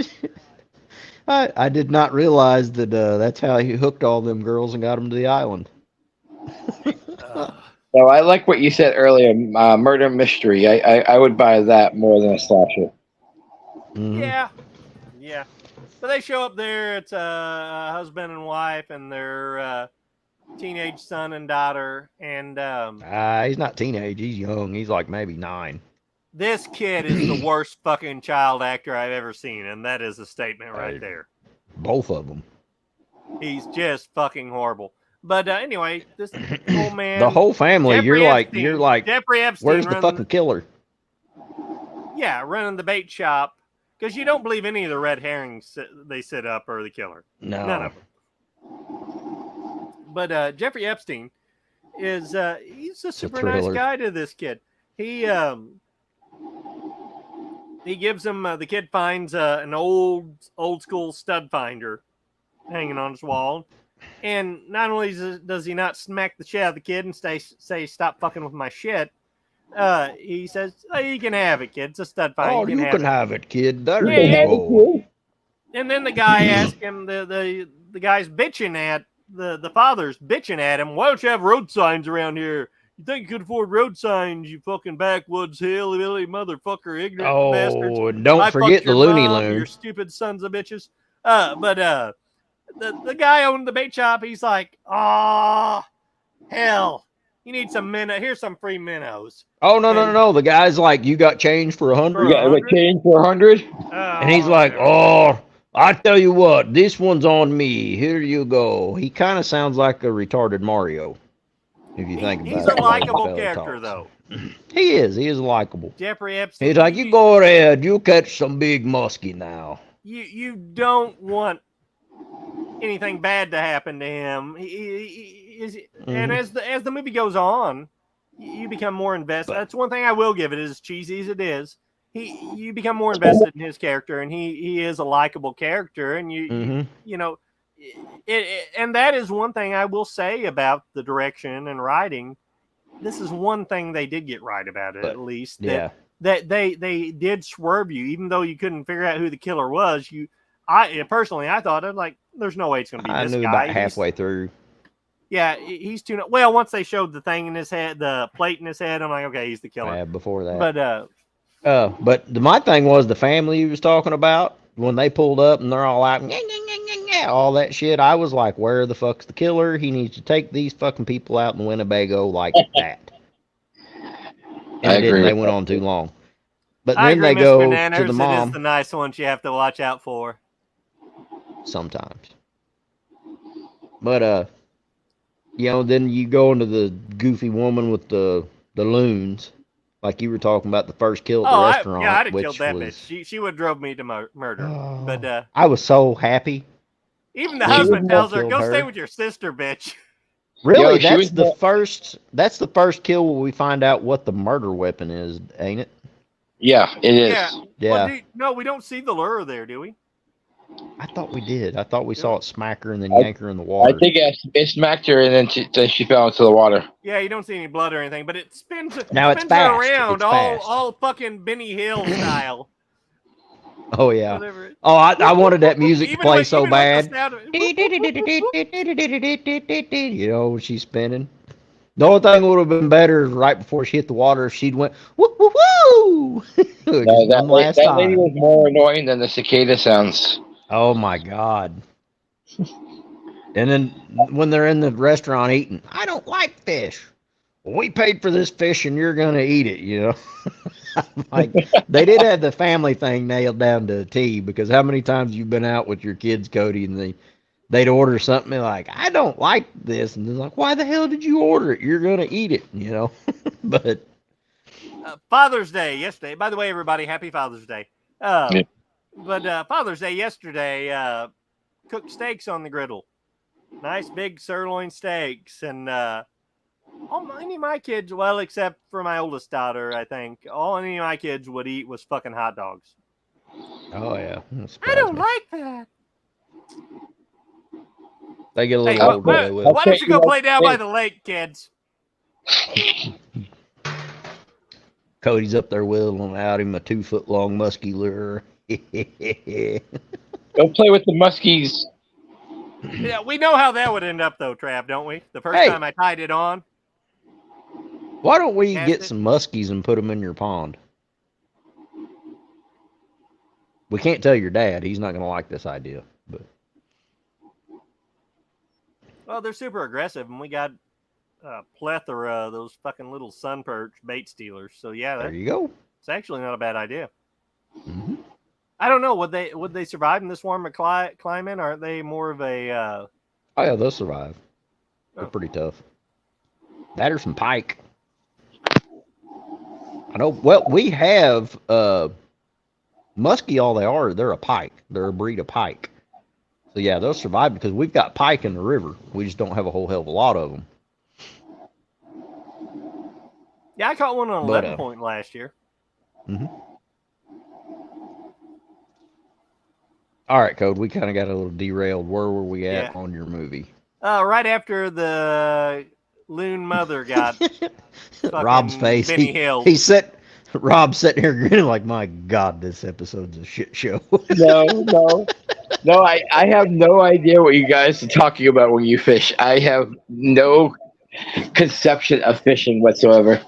Oh, that's okay. I'm a horrible fisherman too, but I drink a lot, so it kind of the two go hand in hand.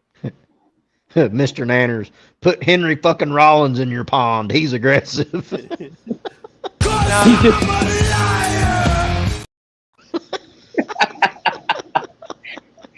He's trying to trigger Poe now. Poe will play Mr. Rollins if I say it. Yep. Now it's got to be Henry fucking Rollins before he'll See, if you just say Henry Rollins, nothing happens. You have to have his middle name in there too. Yeah. What, fucking? What if he could have been the God? If we'd only known back then, if he could have been the fisherman in this one. Yeah, but he would have been what? 15. Speaking of this episode, he's pushing 60 now, so he would have been an adult now. No, the Blood Hook remake with Henry fucking Rollins as the fisherman.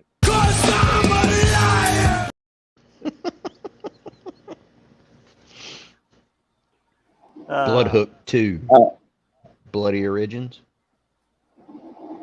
No, you were saying about this episode. I was actually going to come on the show as Rob Zombeaver. Rob Zombeaver. Oh, careful. If Rob Zombie hears that, he'll make a new movie. And why didn't you? Because that would have been epic. Like, why didn't you? What the hell, man? Missed opportunity. I know. You should have been. Rob Zombeaver. You should have been. Gathering a bunch of sticks and building my dam in the river. All right, I gotta go. Yeah, you could have been like, I survived the infection. You can do it too. He is the cure. No, what was that one show? Monsters Inside Me. Monsters Inside Me was the parasites. And speaking of monsters, whenever y'all want to, I know there's another clip for Blood Hook that I have that Cody sent, but I also found the commercial on YouTube for Monster Lab. So you let me know when y'all are ready for that. Roll that Monster Lab. Finish your movie, though. Finish the movie. Movie. We need Monster Lab. Okay, you want Monster Lab? You got Monster Lab. Go ahead. We want Monster Lab. All right, Monster Lab. Lab. Finish this shit show, then I'll play this shit. Oh my God! More beaver than a beaver. Beaver than beaver. Beaver than beaver. More beaver than. Oh, don't forget the bass drop about halfway through. That's either going to be really toothy or hairy, one of the two, or both. Beaver like. Uh-oh. Right here. It's finished. I created a monster lab, and it's too gross. First, you put monster flesh on their little bones. Then pour flesh remover into the monster lab and bubble off their slab. Too yucky. What is this See? now? The Monster Lab. Watch for Time Freaks and more gross creations so you too By Mattel. Francis. Too gross. It's finished. I created the Monster Lab. See, it did look just like him when he's pulling that up when the flesh is coming off. It looked just like him. Yeah. Mattel. God bless Mattel too. Without Mattel, we probably wouldn't have had childhood leukemia. Probably not. Probably not at all. All right, Code. So where were you at? Where were we at? Let's talk a little bit about the love triangles in this movie, because that's the funnest part of the movie. We got crazy jogger chick, who is. I think the Vietnam guy is maybe the daddy of her baby. Well, she talks about, made some comment about all her ex-husband's beer and shit. Yep. Laying around, beer cans laying around. Yep. So I don't know. And you know who her ex-husband really reminds me of? He put long hair on him and make this guy say cocksucker a few times. Nobody's gonna get that but us, but one of our good buddies. It kind of reminds me of Boom Boom. But oh yeah, then you got sucking radio waves in my government radio waves in my brain. Cocksuckers. Cocksucking muskies.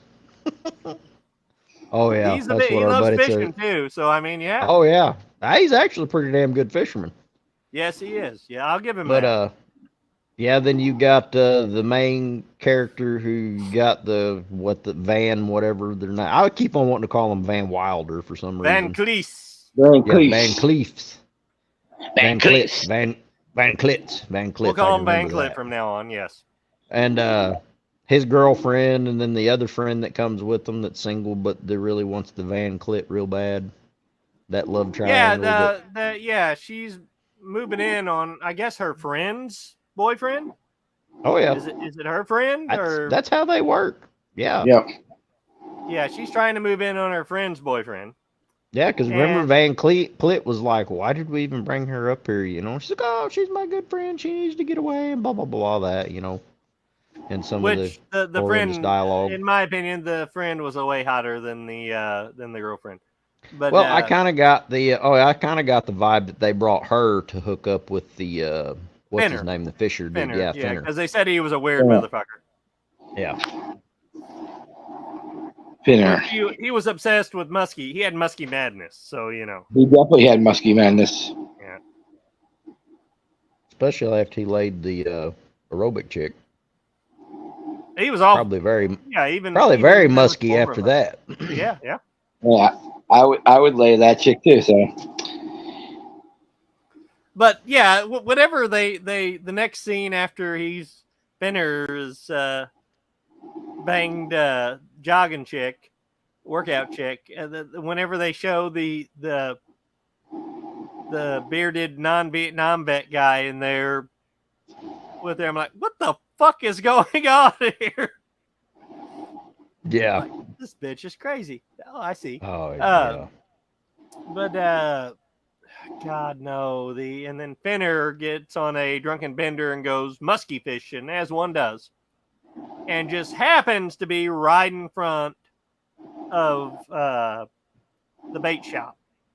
Well, you're getting ahead of yourself on this too, because also the kid was in the bait shop and noticed the metal plate in the top of the yeah, head. and he held his that stud finder over to see that, which it's stud finders detect wood, not metal, right?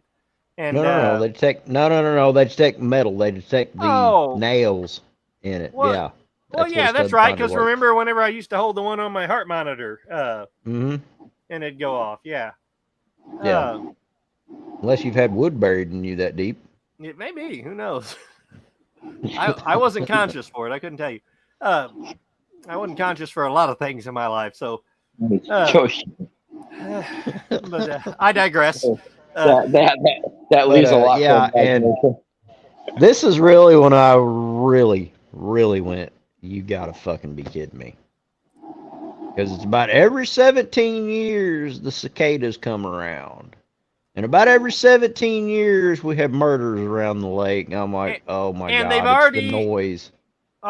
It's Baby Van the Cleese. noise. We've already substantiated with him.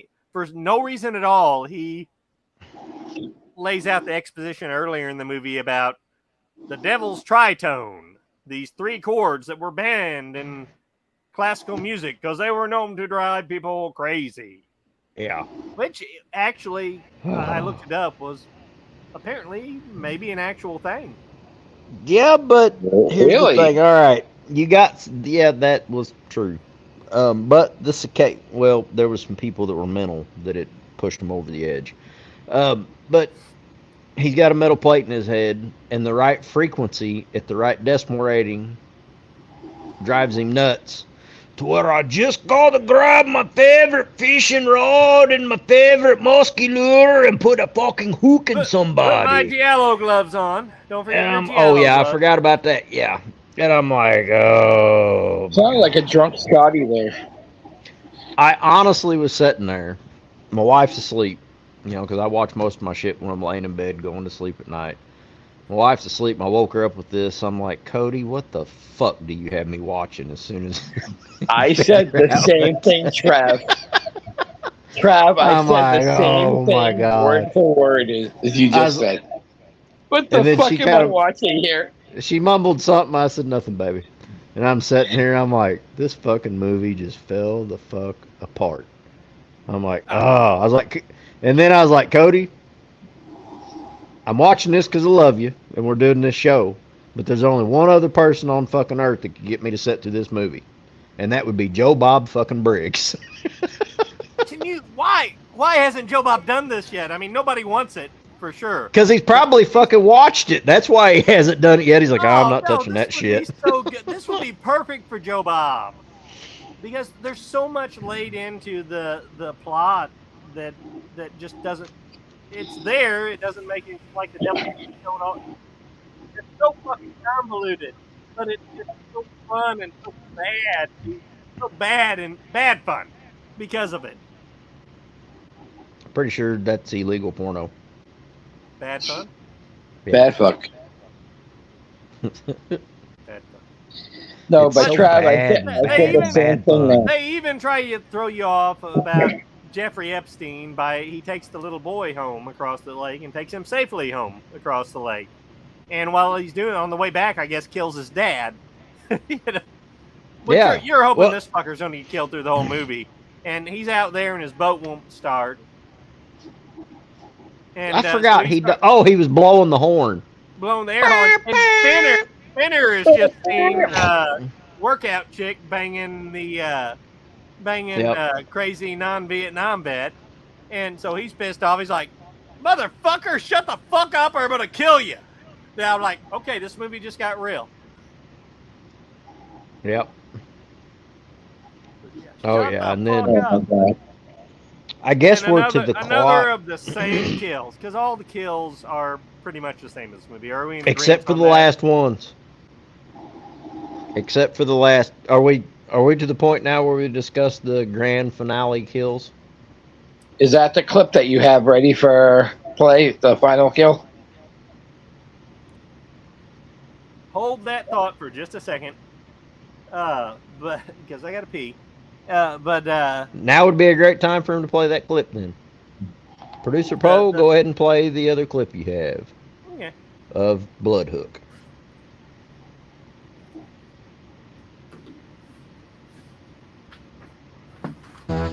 I'll make some noise. Oh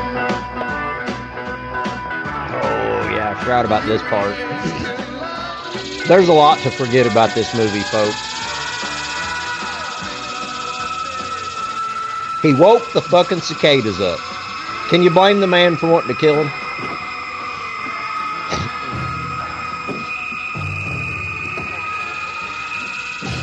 Oh.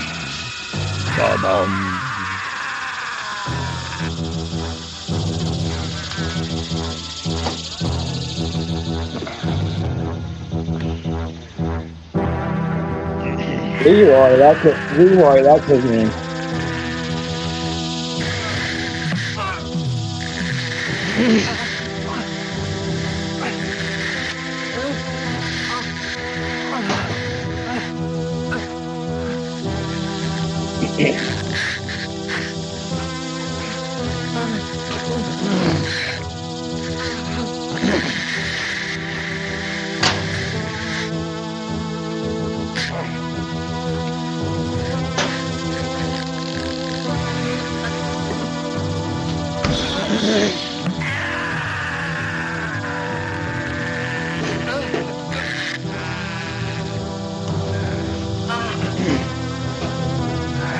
It's Academy Award winning stuff right here.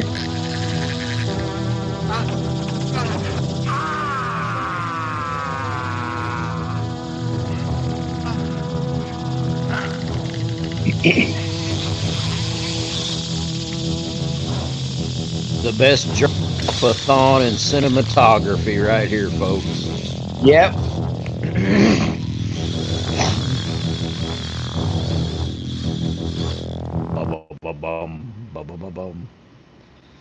What a wonderful score. Yeah, we did gloss over a little bit where he had kidnapped the girlfriend and had her locked up in the bait shop.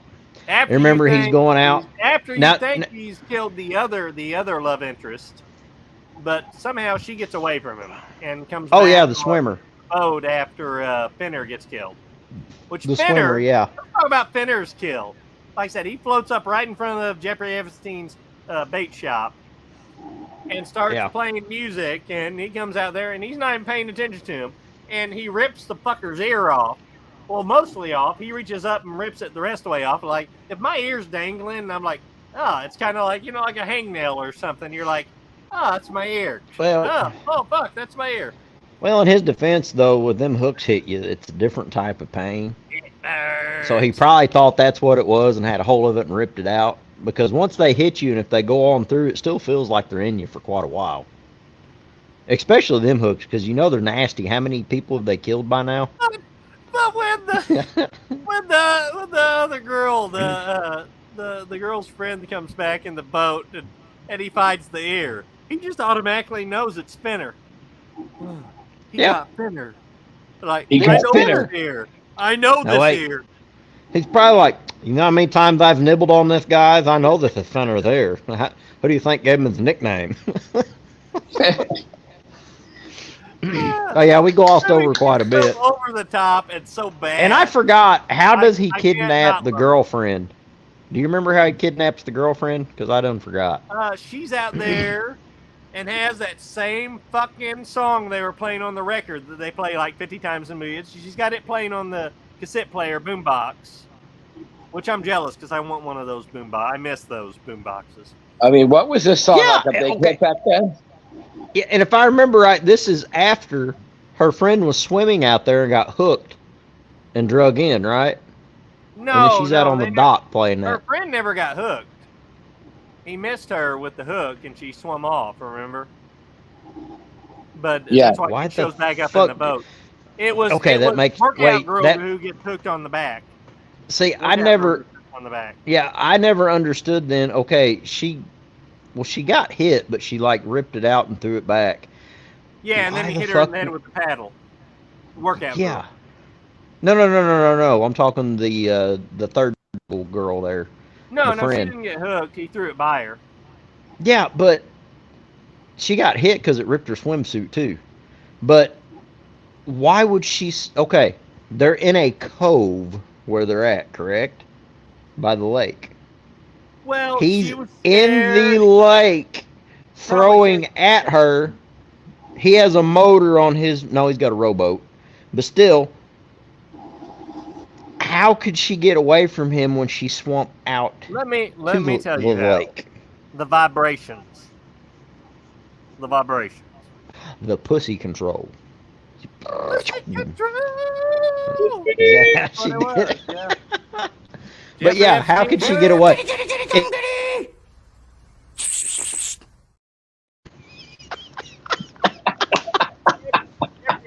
Oh, producer Poe's on point. Oh, you can never go wrong with Bubbles jumping in. But yeah.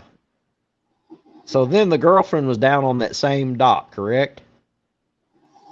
The same Playing dock music. where they're from, but this is later in the day. This is the night, and she's meditating. Yep, but the girlfriend, the other girlfriend's already Never came back. No, I thought she'd already came back. No. Okay. No. She's meditating, and he catches her in the arm with it. She rips it out, and she runs around the boathouse and hits the button for the deal, and it's coming down super slow, of course. Oh, And I remember that. and well, before that, she rips out and wraps it around the rails, the handrails coming up out of the off the dock, which was smart. I like that. And then she runs around, and then he gets it loose, and he's coming around right as the sled's getting down there. So, but you don't see any more injuries on her. So I mean, you don't know what happened. Did he whack her in the head with a paddle, or? Well, and here's the thing, like, she steps in to where she would be safe, where no lure could get her, hits the button, and she steps back out where you can see him in the water. All she had to do was stay behind the building. Yeah. Take a step forward, yeah. But that's kind of how this whole movie goes. The whole movie. It's consistent. That's one thing you can say for it. It is very consistent. Oh, it's consistent, all right. Damn it, my last beer froze. But this movie with the scenery and no, they don't really do much on the scenery on this movie. The shitty ride. I guess I'm just a sucker for the 80s. The 80s. It has no cinematography. The best cinematography this movie got is the giant fucking muskie. All the rest of it's blurry in the background. Yeah. There's no scenery. But it's an 80s movie. So that VHS look I am very forgiving of. And this movie, it just hit me right in the nostalgia a lot. And especially the bad, terrible writing. But you could tell they were really trying to do something. This was not a movie this was not a cash-in slasher. They were trying to do something all right. It just didn't work. Yeah, they were trying to do something. It just didn't work. And what the result was something so bad that kind of like Baby T trying to get laid back in the day. Exactly. We're all still laughing about it 40 years later. Yeah. This is Troll 2 level, though. Yes, I'll agree with you there. It is. And I had so much fun with this. But the fish, what we watched, the fishing, the showdown, and let's not forget, after he kidnaps Baby Von Cleese's girlfriend, and he decides to go get her, and then he's too chicken shit to play the music to go get her for some reason, or to draw him out. And it's because it's the same song as Grandpa died to, remember? Yeah, that's it. So he gets back. Flip the fucking cassette over, play a different song. So, yeah, he's as long as it's got that 3 chords, and you got cicadas, you're good to go. But no, you ain't gotta have any music triggers the cicadas in this one, remember? Yeah. As soon as you hit play, here they go. Yeah, Rob, from now on, when me and Trav go floating, from now on, anytime I hear a cicada, I'm going to hit him in the fucking head with a paddle, and I'm going to blame it on the fucking cicadas. Or you could torture me and record the noise of the cicadas and just DM me. I'll go mad. It's all right. I'll quit yelling pull when I throw a beer, and I'll just start beating in the back of the head with a fucking beer.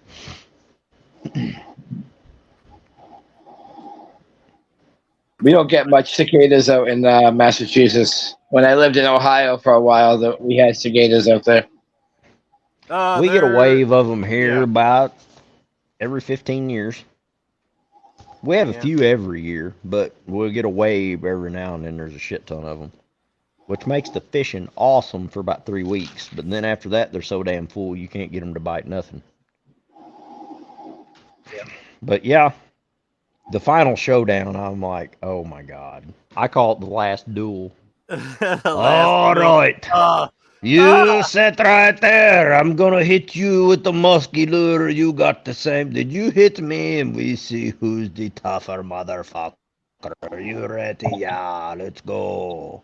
I got the steel plate. I'm going to win. The whole thing of the cicadas and the certain tones setting him off to where. Like I said, they were going for something. I got to give them that. Like I said, it wasn't lazy writing. It was just bad writing.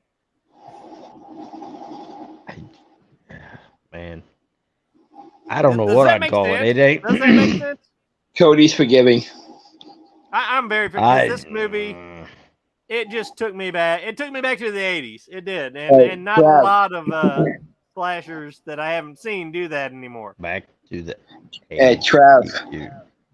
So when you said, Cody, what the hell did you get me into? I said the same exact words for word.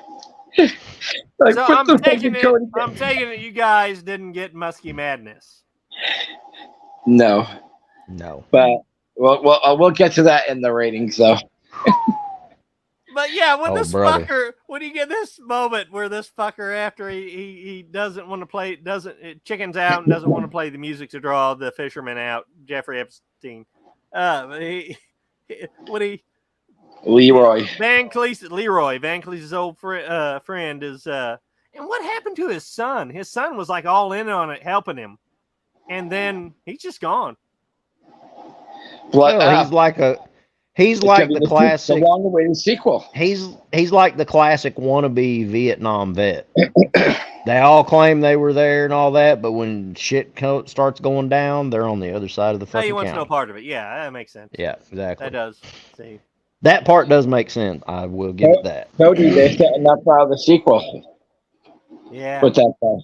There we go. Next, Dognut Media on Indiegogo. Support our Bloodhook 2 campaign. No. Bloody Treble Hooks. I don't like it. Oh, no, that'd be the third one. We'll do Bloodhook 2, then Bloody Treble Hooks, because Treble Hooks have 3. Bloodhook 3. Bloodhook 3. Now you're in trouble. Hey, that's a lot. That's a lot better fucking writing than anything in this film. I'll guarantee you that. Hell of a lot more creative too. This movie's so wonderfully bad though. Whenever Leroy gets back and Baby Von Cleese is out there, he's got his shades on, got the aviators on, and he's fucking casting out there, practicing, and automatically Leroy knows what's going on. Like, you want to take him like he took your granddad. You want to be perfect. I forgot about this part. You're like, what the fuck? You got to be perfect, boy. He's a killer. Can you teach me? I can show you the way, but it's got to come from your heart. Okay, quit.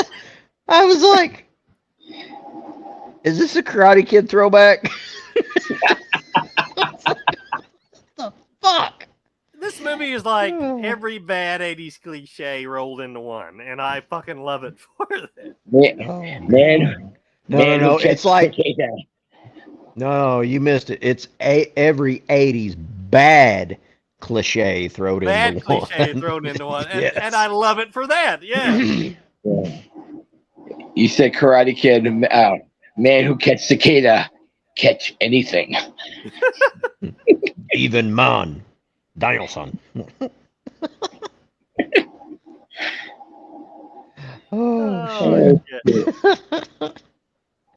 Now, I forgot at the end of it, in the final jerk off. That's what I call the end scene. The final jerk off. That works, yeah. He falls over the boat, and then he pulls him in, and I forgot what happened after that. So, yeah, he sticks him in the net. Well, yeah. First, the fisherman comes out, and he lets him cast and hook him. And he's there. Well, got, like, both treble hooks in him. And somehow he musters up the strength to let go of the lure and cast and catch the fisherman, Jeffrey Epstein, the fisherman, sorry, in the throat. And he's splurting blood. And he still, I guess Baby Van Cleese passes out from the pain. And he reels him in. And then wakes up with the hooks at him. He's laying on the floor. He's not bleeding no more. He's fine. That's right. No wounds either. You notice that? There's no wounds. No. Fortunately, it's those 80s polo turtlenecks. Yep. They were thick. They were. Yep. Damn polo. But Kevlar. Kevlar polo. Yeah. But fortunately, the fisherman has set the boombox right next to him, where he has him laid out on the floor, unconscious, and he very slowly reaches over and grabs it and turns it on, and the music automatically starts driving him nuts and hurting his. And for some reason now, I guess because it's so close, maybe. That's about right, because ain't it? it's so close. My hemorrhoids. But because it's so close, it's driving him nuts to the point, causing him enough discomfort that he can't kill anybody. And at this time, he hears his girlfriend banging in the fridge, which that was another funny scene that we didn't talk about. Whenever the psych major girlfriend sitting on the when he's got her tied up, sitting on the counter, and he's like, I know, you've got deeper issues. You really don't want to kill me. And she just keeps going on and on. And he finally is like, oh, this fucking bitch. And he just throws her in the fridge. Yeah. Yeah. I remembered it. I just decided not to mention it. It was that bad. Just cut the that was fucking funny bitch's shit. head off. Get over with. Yeah. No, but yeah, he not gets funny. the girlfriend out. And then he sets the fucking boombox up on the stock tank where he has his minnow tank. And the first thing I do is bump it and knock it off in the water so the music stops. So, of course, fisherman Jeffrey Epstein gets his big fillet knife and goes to stab him. But then he doesn't stab him, even though there's no music playing, so he shouldn't be crazy, right? But he goes to stab him, and he hears police sirens, which, how have we not talked about the fucking sheriff in this movie yet? Because he's that fucking forgettable. This sheriff is like, oh, hey, nobody. There's just blood all over your boat. Your friend's missing. There's nobody.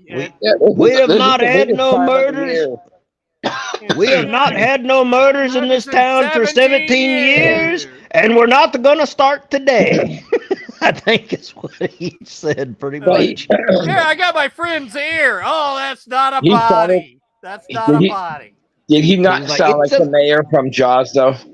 Yeah, because he kind of wanted to keep things quiet. It was probably he reminded me of Luigi. Accident. He kind of reminded me of Luigi the way he talked. It's me, Luigi. He's like, we have not had no deaths in this town for 17 years, and we're not going to start now. Yeah. He was very forgettable. And we'll go down as probably the most incompetent sheriff in movie history. But yes. And then at the end, after it would have been better if he would have been the mayor. Epstein runs off. After it really would have been. I agree 100%. But after Jeffrey Epstein runs off, Baby Van Cleese and his two chicks, which I guess he's banging them both now, because do you remember that after he gets back from chickening out on not playing the music to draw out Jeffrey Epstein, he lays down in bed with his girlfriend's friend, and they start rubbing on each other, and then he's like, Well, no. No, I I think need he to was train. fixing to, and then he didn't. He chickened well, out. Like, no, Mr. Miyagi talked to him. He's oh, Van Cleefson, no sex, make you weak for final fight. You need a strong legs to cast.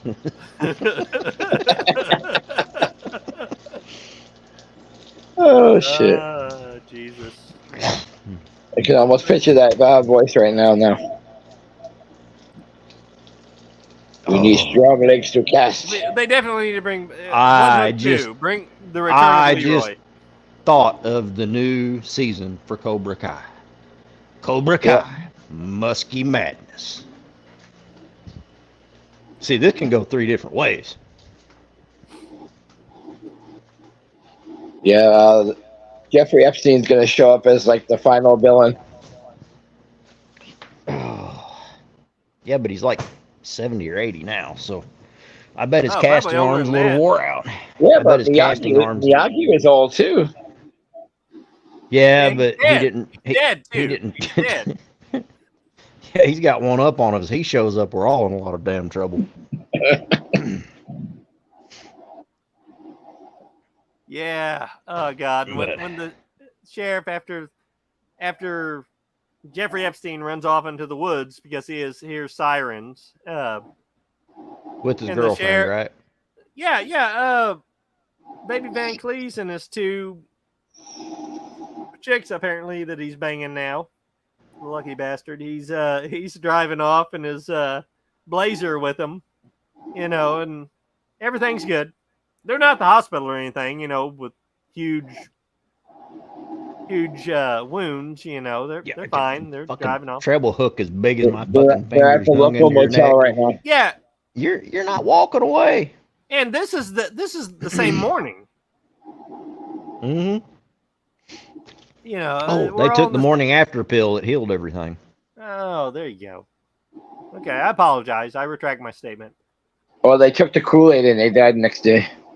But the sheriff shows up. Leroy finally shows up to help, and the sheriff's like, "Will you help me find him? Nobody knows this woods better than you."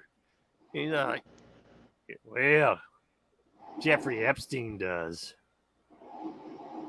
but I'll do what I can." Yeah, but I'll do what I can. But you got to think about that though too, because he was friends with this guy, and apparently. And I know, putting aside all the comedy to it, this was one of those guys. Comedy? What comedy?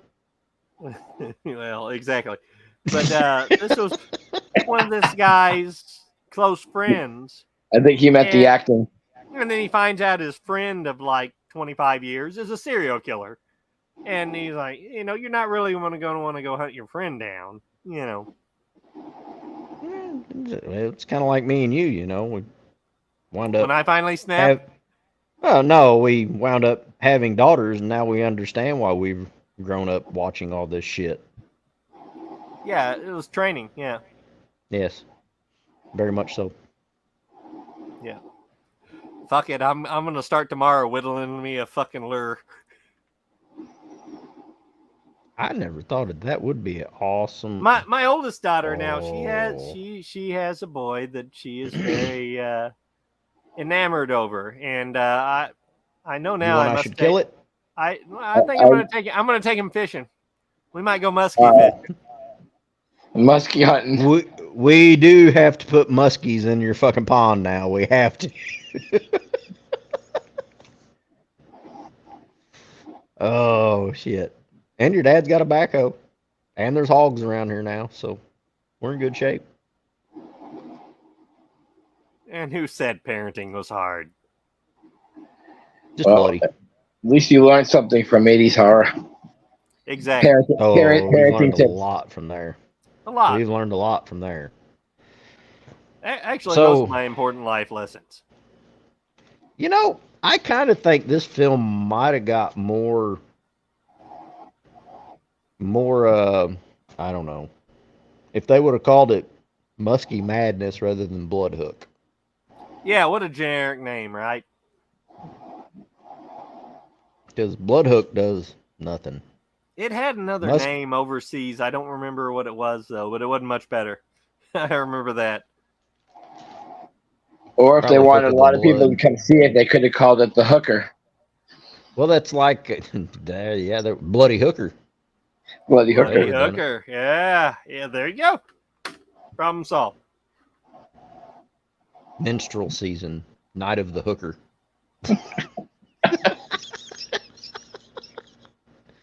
Well, that's like the Mutilator. Its original name was Fall Break. What? Fall Break is the Mutilator's original title. It sounds like an action. I would have went with the Mutilator. Yeah, it sounds like a 70s action TV show. Oh, it bombed by that name. Then they switched to Mutilator, but they left everything the same in the movie. Anyway. They didn't change it. Oh, yeah, they didn't change it because when you're watching it, it comes up in the big blue letters, Fall Break. And they even had the theme song wrote Fall Break. So, yeah. But, so Cody, is there anything else you want to add to this shit show? Real quick. I'd like to add Poe's mustache. Yeah. Real quick. Okay. I'm looking at the details on IMDb. And it has it all fucked up on the cast and stuff. No, right, not cast. It says the release date was April 3rd, 1987, and then it said also known as Muskie Madness. So fucking right. It was gonna be called that, and then someone's like, "No, we need to name it something." Generic title. Yeah. Damn it. So, yeah. See, it would have had a whole 5 other fucking viewers if they would have named it Muskie Madness. Bill Dance might have watched this movie. Yeah, but Muskie Madness, I mean, some guy could have been like, is this a fishing video? You know, I mean, Bloodhook is kind of like, that's a horror movie, Bloodhook. Are you kidding? They would have had porn parodies of Muskie Madness now. Yeah, throw some more tits into it, and it would have been. Oh, well, you could hook the fake ones and then Muskie Madness. Oh, now think about it. A 2-foot lure hits a set of 34 double D fake titties and it rips the implants out. And then they got floaties. Spray every place, yeah. And then it's floaties out on top of the lake. Who's done that before? No one. That's who. I can't reel it in. It's too heavy. Breaks the line. We should have brought a bigger boat. Oh, my God. We should have brought a bigger boat. I have a T-shirt like that. Oh, damn. And with then, fake titties on it? And then Cody could have directed it. Cody could have directed under the name that he messed up in the beginning of the show. He said Stephen Cream, so he could be the director. Stephen Cream presents Muskie Madness. I swear that will be my my pen name, my writer's name from now on. Stephen Cream. Oh shit. Oh damn, that's hilarious. Well, gentlemen, all right, Cody. Shall we rate this wonderful piece of 80s? Father Mahoney, how many PBRs did it take to get through this one? How many PBRs fit in a PBR factory? No, I won't be that harsh. I'll say 9. 9 with a lot of love in your heart. Yes. It's still an 80s film, which is why I didn't give it a 10. 9 with a lot of musky lust in his heart. Okay. Fair enough. All right, Cody, what do you rate it? I got to go last. What are you going to rate it? You got to go last? Okay, I'm afraid now. But this one... You should be. God, I need a lot of beer to watch it, but when I drink a lot of beer, just like I said, just like the first movie, just like Zombeavers, the more beer I drink with this movie, the better time I have with it. And it's just the whole nostalgia element, the fishing element, and just the over-the-top, goofy-ass dialogue and bad acting. It's like the perfect storm for me. I had a great time with it both times I watched it. I had a better time the second time I watched it, even because I knew what I was getting into. Then I could just kind of take it for what it was and have fun with it. So I digress. I'll give it 7 out of 10 PBRs, and that is a 7 out of 10 out of love, because I will definitely watch this one again. Mine was not out of love. And for any viewers that have forgot how we rate it, the more beer you give it, the worse it is. Because But the that's way not we do our necessarily a rating bad system thing. is how many beer it takes you to get through the film. Oh, good God. I have to give it an entire fucking suitcase. And for anybody that doesn't drink PBR, they call their case a suitcase because it's shaped as a suitcase. It's 24 cans of beer in a case. What'd you guys? So out of a 10, I give it 24. 24. Oh, wait. I'll go back. I'll give it 23. I'll leave one in the fridge because I'm going to need one early in the morning when I first wake up and remember I watched this motherfucker that night. Would you guys at least agree with me that this movie, for an 80s movie, it has its charm, and it is, in fact, a so bad it's good movie, and so bad. I will give you the it's so bad it's good. Because I mean, look at it. We've spent over an hour talking about this movie and laughed our asses off about it. Well, I laughed my ass because I couldn't believe I made it through the movie. And when I watched this, I was stone cold freaking sober. I told you not. I told you to drink first. I did it before I go to bed at night. And oh my goodness. Yeah. 23 PBR, almost a suitcase. This might be a little descriptive, but the shit I took halfway through the movie was more enjoyable than what I saw up until that point. Well, it did get, I will say it got a little bit better as the movie went on. The first hour was so incoherent. I was just like, that's what I said to what Trav said. I said, what the fuck did Cody just get me into? Oh, and yeah. I took my break, and the last 51 minutes improved slightly, and that's why I didn't give it a 10. Did go by better. But as soon as they started throwing the lure and you figure out it's the big musky lure, I already knew who the killer was. I was like, there's no reason they had the bait shop guy there if he's not going to be the fucking killer. Before I even figured out the steel plate, the stupid... but then I'm like, why the fuck did they kill the grandpa? I'm like, what even happened to the grandpa? At first, I thought I was watching a scene from the Scanners. They were playing... before his head blew up, he fell in the water. Didn't show it. And it may not have been the big treble hook. I mean, it wasn't the big lure, probably. But he caught him with the lure and drug him into the water. And it was because of it was 17 years earlier, because that's how often the cicadas come around. They mentioned that. Yep. And the music he was playing. I did, once they figured out it was because of the steel plate and it drives him nuts, and for some reason he wants to grab a fishing pole and a big Cody, which I mean that's a real thing too. I mean, noise. People old school vets or people with plates in their heads, you know. Everybody remembers Cousin Eddie and no. National I've Lampoon's, never heard of one Vietnam vet grabbing a fucking fishing pole to take somebody out. Maybe grabbing a firearm, a bayonet, a machete, yes. But a fishing pole and a musky lure, comedy. no. It's a comedy, so, you know. No, it's not. It's a not very funny comedy, but it's not a funny comedy. Cody, I say this with I'll put it this way, it's not funny for the right reasons. Cody, I'll say this with all the love in the world. Your acting in that Drones movie is 6 times better than this movie.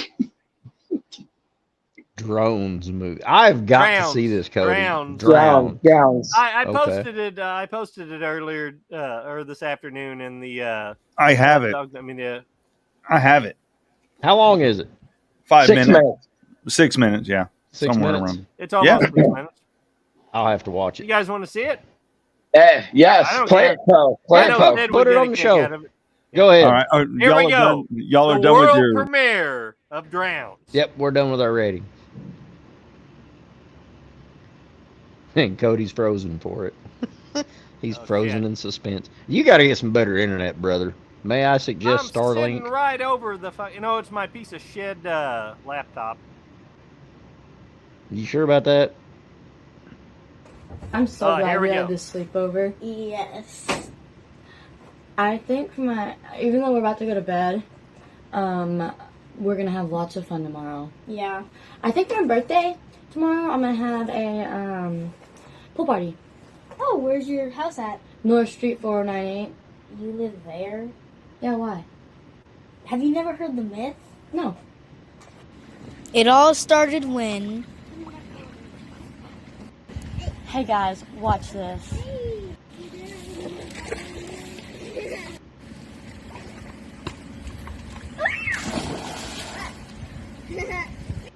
A few minutes later... Guys, she's not coming back up. Let's get out of here. Oh, I hate these friggin' teenagers and their dirty friggin' pool. Yeah. Oh, and there's still one of them in here. Kid, get up. You gotta get out of the pool. You gotta get out of the pool. Holy butt farts! Oh no, I gotta call the police. This is 9. Holy butt farts. I love it. That was my oldest daughter's idea. No, She's that's the awesome. She's I the love writer. it. No, I love it. I love it. This is being sent to the academy this year. Let's go. 911, what's your emergency? There's a dead kid in the pool. There's a dead kid in the pool. A friggin' teenager. Those friggin' teenagers. Sir, I need you... Okay, we have cops on the way right now in an ambulance. I need you to describe what she looks like. She's got a big hole in her head. Sir, like facial features. A big hole in her head. Okay, we've got police on the Instead way. of Crazy Ralph, we got the Crazy Code. I'm going to go call the ambulance to send him that way. Is she deceased? Does she need PCR? I'm going to call the police now, okay? Just call me back if anything happens, if you see anybody. All right. Friggin' teenagers. Well, we found our star for Blood Hook, too. Friggin' dead kid in the pool. A dead kid. You can't dip it out? It won't go through the filter. Has anybody claimed it? It's going to close the filter all up, man. This is teenagers. No. If it's a Mexican, it'll be greasy and it'll suck right on through. Okay, let me take a look at this. You for sure he or she's in there, huh? Yeah. Floating, huh? Got a hole in her head, man. No, somebody shot a hole in her head. Or his or her head. Hey, damn. Let's look and see. Well, I don't see nothing. Wait a minute. What is this? Oh, shit. This one is shot. Oh. But it's female. If it's shot in the head, it ain't dead. All right. We'll haul this dead body out of here. Let me call the coroner's office. All right. Where's this dead body at? Is it supposed to be in the pool or something? I don't see a dead body. Uh-oh. They're pranking me again, aren't they? I don't have time for this. Oh my gosh. Yeah. That's crazy. I'm still gonna have my birthday party there. I don't care. No, probably nobody's gonna remember it anyway. After the sleepover. Hey, bestie, can you make it to my party? No, sorry. Okay. Alright. I just wanted to thank everybody for coming to my birthday party. It's going to be a blast. And as soon as I say y'all can get in the pool, I hope you have an awesome time. Alright, let's jump in. Hey! Whose hat is that?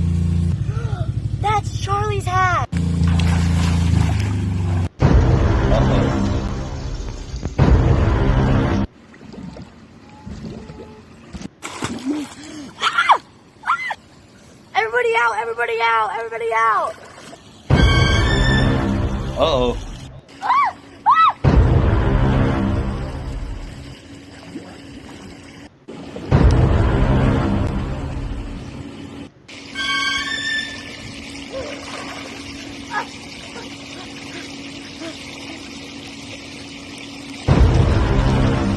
Watch out!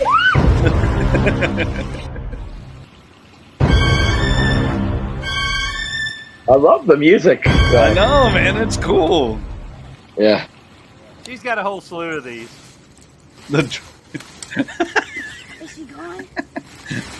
Where Cody ended up last Saturday night, stuck in a. I love the bloopers too. What? It was the. Oh my gosh. Yeah, what? Have you never heard the myth? Smiling. Hey, kid! What the hell? You okay?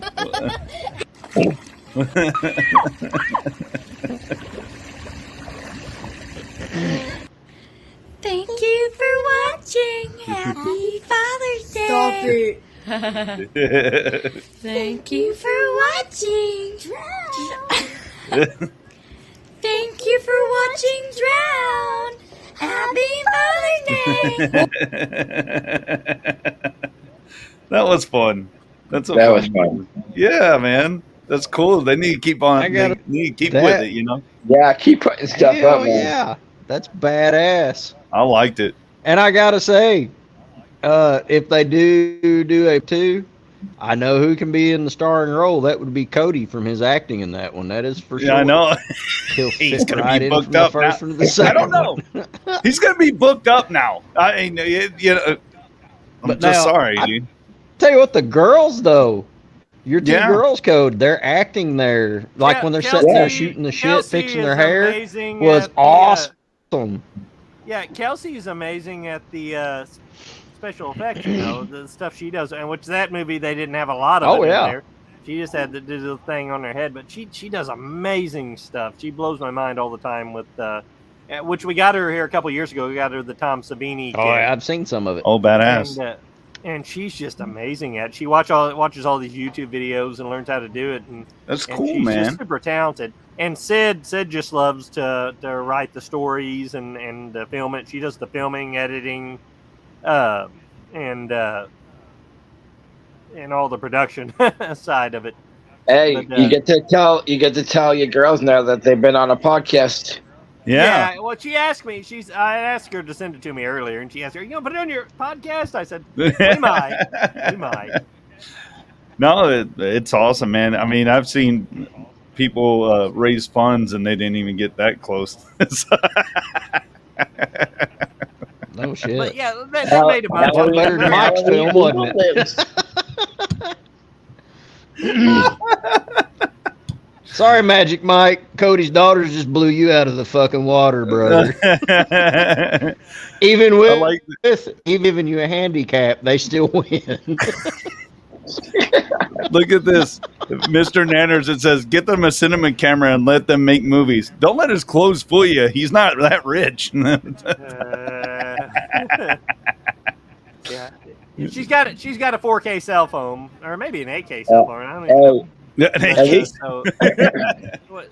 No, I got I got a Samsung thingy SG21. I think it's 8K camera. I will say something. At least they're doing something creative like that. And with the technology that we have, like you can put, like some of the shots were underwater. You can put your phone and film underwater. Mm-hmm. Like, you know what I mean? Like they got everything at their disposal to practice. This is good practice, and let them know that. Yeah, like exactly. This is something yeah. good. Oh, I encourage the hell out of them on it. That's awesome, man. Yeah, very cool. Very cool. Super creative, and I couldn't be more proud. That's awesome. Tell them that you have a bunch of fans right here. I'm a fan of that. They'll get a kick out of it. They'll get a kick out of it. Oh look, he got his camera for third. Let's raise Cody, some funds. Cody, your camera is froze again, and it looks like you're doing it in honor of Ernest's birthday. You kind of got a Jim Varney kind of look right now. He doesn't look frozen on my side, so I don't know. Oh, he's frozen over here. Oh, he is? All that 3 years, Starlink. good, yeah. Yep. Time for Starlink. You'll have to cut a few trees, but that's okay. It may not be time for Starlink, but I'll tell you what, it's definitely time for a little The news from the holler. news.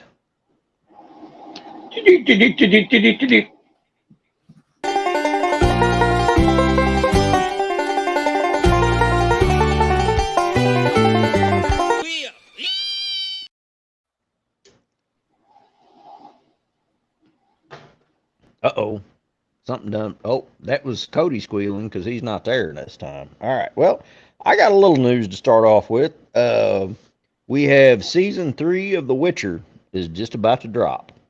And sadly, this will be the last season for, what the hell? Is it Henry or Harry? I can't remember. Harry Cavill as Geralt. It'll be his last season on the show. I don't know if they're continuing on after that or if they're ending it or what. But I thought he played that character very well. All right, Cody, you missed the first news clip. Season 3 of The Witcher. Head. She had a hole in her head. No, it's 3 of them from a big old treble hook. But anyway, Code, do you follow The Witcher on Netflix? I haven't watched any of it, but I want to. I mean, it's they're good. They're very good. I like them. It's based on the video game, right? I haven't played the video game or anything. Yeah. It is based off the video game, but well, mainly I just like Henry Cavill because he's a great actor, and he was a great Superman before James Gunn fucked him. So season 3 of The Witcher is about to drop, but this is going to be Henry Cavill's last season as Geralt. I don't know if they're continuing on with the new Geralt or what. I don't really know. And we have. I heard they had what's his name? Thor's little brother. The other Thor's the dude that plays Thor. His little brother is. I can't remember. Liam Hemsworth. Liam, thank you. Liam Hemsworth is supposed to be picking up the mantle, but fuck it, I want Liam Neeson to pick it up. He's really old. Oh well, he's a witch. They can make him young again. Fuck no! The best thing they could do there is get Christopher Reeves to do it. Nah, I just want to see Liam Neeson do it because then when he gets in big battles, he can like chuck the sword and then pull out a couple Glocks and maybe a Springfield XD, and that'd be interesting. Kind of John Wick / The Witcher thing there. Liam Neeson is just like a hair away from being in an Expendables film. True. He's at that point in his career. This is true. Then we have Linda Hamilton is making a comeback. She is coming to Stranger Things season 5. Season 5, part 2. Yeah, I saw that, and I'm okay. Fine, throw her in there. Yeah, I'm cool with it. I really love the first part of season 5. So. Yeah. All right, and going back to our childhood, Cody. Was it the first part or was it season 4 that we had before? I don't know. I don't remember. It's been long enough now. I don't remember, but my kids all love it too. So that. Oh yeah, I watch it. Our oldest daughter she loves Stranger Things, so we always watch it together. Oh, Sid. Speaking of which, I'll have to send it to you sometime. Sid and Kelsey have a really great Stranger Things little short movie, short film they shot. Oh, cool. Hey, we'll do it on the next show. Hey, guys, I'll be right back. Okay. All right. Take a piss for me, even though I just pissed. Okay. Going back to our childhood, do you remember Marvel Zombies? Sure. Well, that didn't come around until like the 90s, didn't it? Well, yeah. I was a child in the 90s. Mm-hmm. Yeah. Now Marvel Zombies is coming back. They're calling it Black, White, and Blood, dropping in October. I think they're doing, I want to say they said 5 or 6 issues of it. So Oh, I'm kind of interested comic. to see what they're going to do with that. Yeah, it's a comic, just like we had the comic, the God, Marvel Zombies. I wish back in I the could day. get excited about comics anymore, but I just can't. I don't get excited about them, but I've still got a hell of a collection. I need to go through them and probably sell some of them. But I kicked So myself. I sold my entire collection when I was a teenager to I buy know, Star and- Wars shit, to buy Star Wars and- models. And you had a shit ton of the Thundercats sitting up in Granddad's shack up there that you let the mice eat up that are worth quite a bit now. Yep. Oh, they chewed on a lot of my He-Man shit too, and I think Yep. somebody stole my fucking Star Wars shit out of the shed. It's all gone. It wouldn't have mattered. The fucking mice would have ate it up. No, I had I had them in the Darth Vader collector case. Oh, dude, if you'd had the original shit, oh fuck yeah, that's worth. Dude, that's I had the gold original now. Luke Skywalker, Darth Vader, Yoda, Obi-Wan Kenobi, where it had the plastic lightsaber that come out of his hand. Oh man, so it makes me sick to think Yep. about it. I've hung on to all my shit. It's down here in the man cave on the shelves, but I had the Millennium Falcon, the original Millennium Falcon, and it's gone too. all my So- all my big shit I destroyed, but I've got all the action figures. the bad part is we live out in the country, so yeah, well, you know where Granddad's place is, so Mm-hmm. you know it was kids that went in there and stole it, and the Oh, yeah.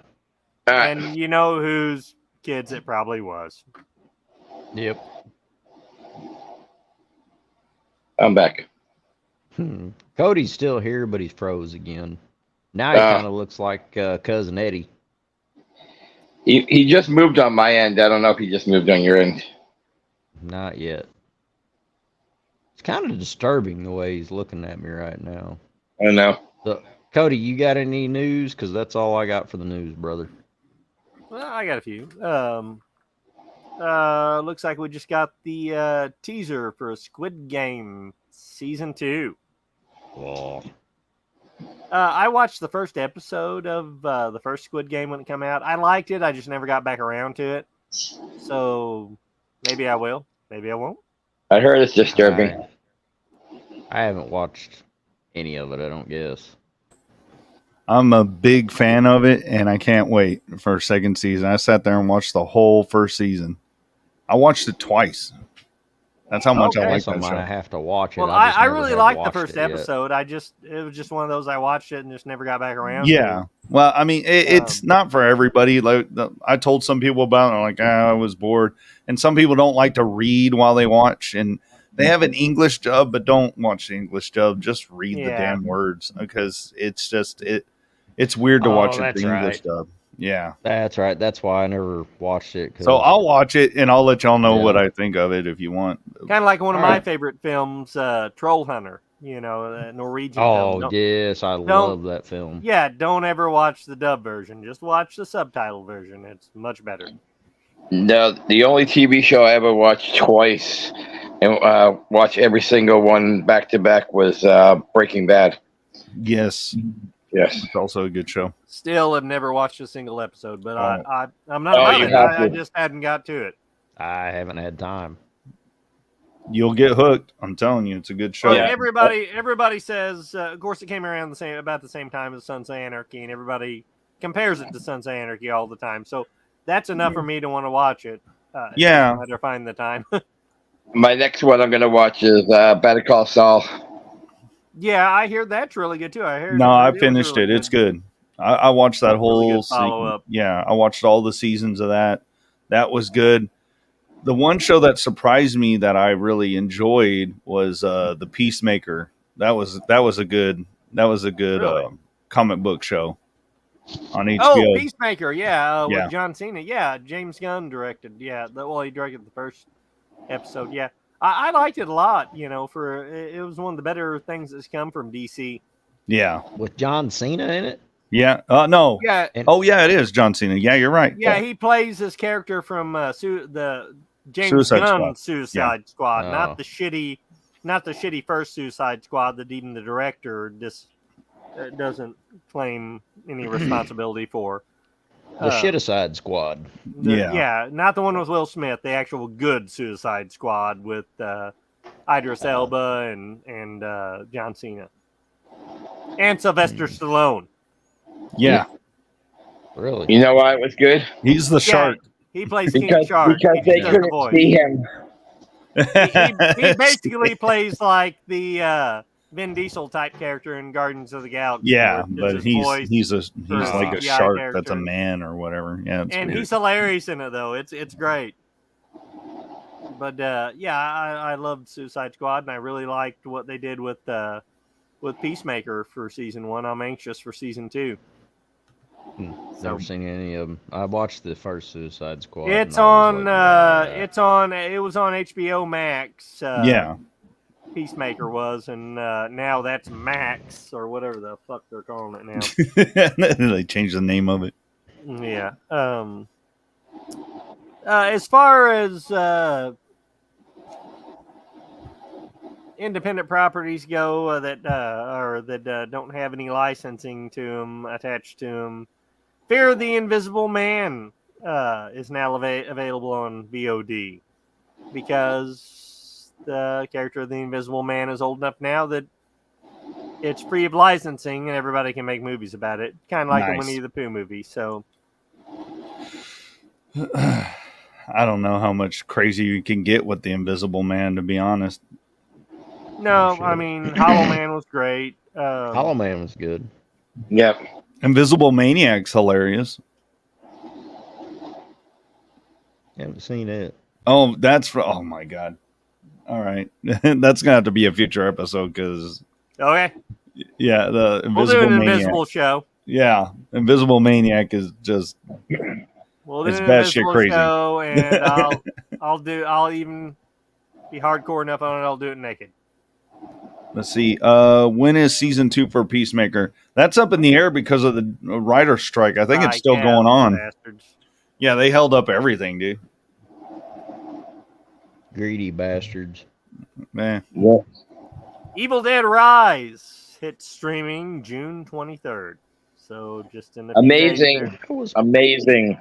I'll watch it. I was I'm looking forward to it. pleasantly surprised. I'm gonna go on a wire here and say it's my favorite Evil Dead movie yet. And I'm not Aaron gonna will go like that far, but Cody, you'll like it. You'll be. I was pleasantly surprised. I went into it with low expectations. Me too. And I liked it a hell of a lot better than the other Evil Dead remake they did. Really, and I like that one. I like the Evil Dead reboot / sequel, whatever you want to call it. I liked it, but then on the same hand, I didn't. Of course, when I went into it, I was a little bit derogatory because it didn't have Bruce fucking Campbell in it. Oh yeah. But yeah, so that kind of got me a little. I don't think it needed Bruce Campbell in this one, but I wouldn't be surprised to see Bruce Campbell come back if they do a sequel. Oh, I'd love to see Bruce come back as Ash again. They need to give Ash a proper send off, and I do not think the way that they ended it on Stars. Fuck Stars. Proper send off. Yeah, fuck Stars. Fuck those bastards. If you subscribe to Stars, don't watch our show. If you subscribe to Stars, by God, you're drinking fucking Bud Light. So yeah, like Cody said, motherfuckers. I canceled DirecTV because of that. Wow. I just canceled the Stars app, but yeah. Oh no, I canceled the whole thing. Fuck that. Then they fucking support. Well, the Stars. only reason I got the nothing to Stars do with app them. was for Ash versus Evil Dead, and then It's just they canceled. it's just like now that I don't drink any Anheuser-Busch products because they supported Bud Light. So fuck them. Fuck them and feed them fish heads, in the words of one of our good friends. Nah, fuck that. Well, Don't even give them fish heads. Not because they support Bud Light, but because they support somebody who supports grooming children. No, I'm still on fucking Ash versus Evil Dead. I'm not even talking about that. Fuck them and feed them fish heads. He's still upset. I'm more upset about that. Oh shit. Honestly, maybe I am too. What's great is Cody is frozen on my screen right now. He's like, You're coming in clear. All of y'all are. So that's weird. Is he only frozen on mine now? Yeah. I think so. Yeah. Yeah. That's strange. I wonder if it's because we're in the same county or some Yeah, shit. it could be. That's Starlink. You You're better too call close. Elon. Call Elon. You located too close. Message him on Twitter. Tell him you're having problems. Matt, speaking of HBO Max or whatever the fuck you want to call them, Aaron will like this one. They have confirmed the green light on season 2 of Velma, the adult woke Scooby-Doo. And prequel. I'm out. Yeah, piss on them. Adult woke. Literally, Poe was out. And No, it's terrible. It is just god awful. Like all it is just bashing on anybody that isn't, Velma or a woman or whatever. Like it's just Velma's it's a terrible. lesbian. Daphne is Asian. Well, I don't have a problem with a lesbian Daphne, no, but I I'm don't- just No, fuck no. But well, not with these beloved childhood characters. Don't do that. If you want to do something original, but leave our childhood alone, you pricks. yeah. But Yeah, and they no play off shit. all the men on the show like they're fucking. Yeah, that's the reason that a lot of those movies failed. I hate to go off on a tangent, but you had the Harley Quinn movie by itself, and that was nothing but man bashing. Velma's nothing but man bashing. Like if there's a man in the movie, he's either evil, stupid, greedy, sexist, and that's Or all they drug put addict. in there. And it's like not all men are like that. You don't have to push that so far home. And it's and I could forgive it if it was like one character, but it was like every male character was a piece of shit. And that's what Velma did too. Like every male character in it is either dumb or just a big piece of shit. And it's like, I'm not going to watch that. I'm not, you lost me, Yeah. And it's disappointing because that movie could have been something, The Birds of Prey or whatever it was called. And Velma could have been something, but they just concentrated on bashing men on it. And it's like, I wouldn't expect a male driven show to just constantly bash women. And it was going to be like the most popular thing nowadays anyway. I mean, Yeah. we did have the man show for a while, but they didn't bash It didn't women. bash but- women. It empowered women. Yeah. They didn't bash women. They just showed them jumping on trampolines. Let's not forget the most woke talk show host, Jimmy Kimmel, hosted that show for it was 4 his years. fucking show. Yeah. Exactly. Anyway, I'll get off my tangent. I hate that guy so much. I do too. Oh, I do He's too. the biggest fraud and sellout Yeah. of all time. That ain't no shit. The new Texas Chainsaw Massacre game is available for pre-order now for PS. What are we on? 5 or 5. 6 or 12? PS5. And Xbox. Whatever the new Xbox Series X or something. I don't even know what the Xbox is called anymore. Anyway, it's available for pre-order. Xbox Series shit. $39.99. Reasonable. If it's not as bad. good, it's from That was the it's- Jason game when it came Yeah, out. it's Gun Media. So I Same mean, if people. it's as good as the as that, then why not? Which unfortunately, Gun Media posted that Jason's I think coming it's to like an in a end. year. Yeah, the game will no longer be functional Friday the 13th. You know, the Online, interesting anyway. thing is, do you know? I hate to interject on it, but do you know the licensing has been transferred to, I guess, Harry Manfredini or whatever, and there is going to be a new Friday the 13th game, like because he owns the licensing of it, I guess. And there's going to be a new Friday the 13th game, and it's not going to be solely multiplayer. It's going to be like story driven and all that other crap. So That we'll see is what they awesome. do. Well, I mean, we'll see. We'll see if it's going to be anything worth the crap. They've got big shoes to fill. That's all I'm going to say. Oh yeah, because see, that's what I hated. I mean, don't get me wrong, I liked what we got on this game, but if you don't have online, it sucked. Yeah. And then they finally made it where you could download. So you still had to technically be online. You could download the expansion pack where you could play offline, but it was very derogatory, and it was cool at first, I mean, well, when you go through and like you're going through the cabin. Oh, shit, you don't know shit about shit. All that. Golly. I do know shit about this shit because this is shit that I shit about. And but yeah, I had Darcy on the wall and this and that. It was kind of neat little things you had to figure out. But I played that with my boys, and that was kind of neat because they were just getting into it, and they'd be like, "Dad, do you know a lot about Friday the 13th?" I'm like, "Oh, a little bit."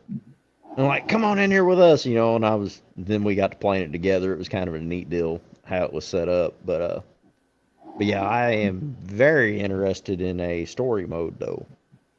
Yeah. Friday the 13th because fuck, look how many movies we got. They could do a shit ton on that game. Yep.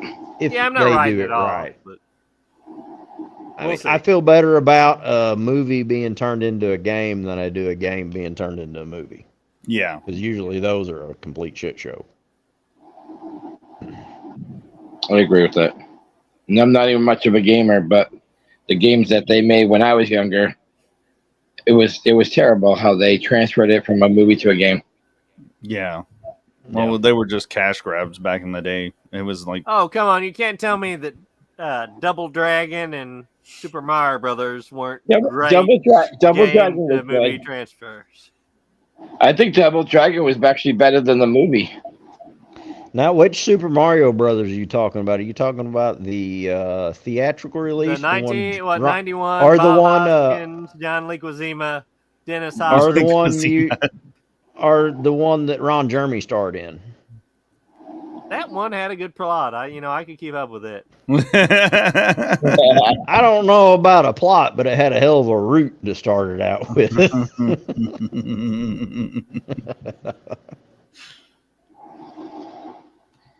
I didn't even know Ron Jeremy did one. Oh, God, I should have pulled that up for you, Poe, to play on here if I'd known we were going to talk about Super Mario Brothers. Oh, man. Where somebody took, from the new Super Mario Brothers movie, which Jack Black does the voice of Bowser. Mm-hmm. Somebody took from that song Peaches, he sings in it as the character of Bowser. Somebody took and overlaid Tenacious D's "I'm Gonna Fuck You Gently" over it, where Bowser's singing it. That's great. That's badass. People got too much time on their hands, I swear. Yeah. It wasn't me, but I wish I could say it was me. The Wrath of Becky dropped last Friday on VOD. Looking forward to that. The sequel to 2019's Becky. I think 2019 or 2020. Was that any good? It was fucking badass. Especially if you're a daddy to little girls, then you just applaud that movie through the whole thing because she plays basically a psychotic 13-year-old in the first one who it turns the slasher genre on its ear, and all the big bad guys are being picked off by a 13-year-old. I'll have to watch it now. Yeah, and in this one she's 16, and Stifler, Sean William Scott, is the main villain in this one. So I'm even more interested now. So yeah, he wants to probably give her the Stiffmeister, right? It'd be great if he just played as the character of Stifler. Yeah. But I'm looking forward to that. I'll probably rent that one soon. Terrifier 3 has been announced, and looks like it's coming in. Excuse me, next year, 2024. Terrifier 3. Yeah, huge budget too. I didn't hear. Is it going to be crowdfunded or do they?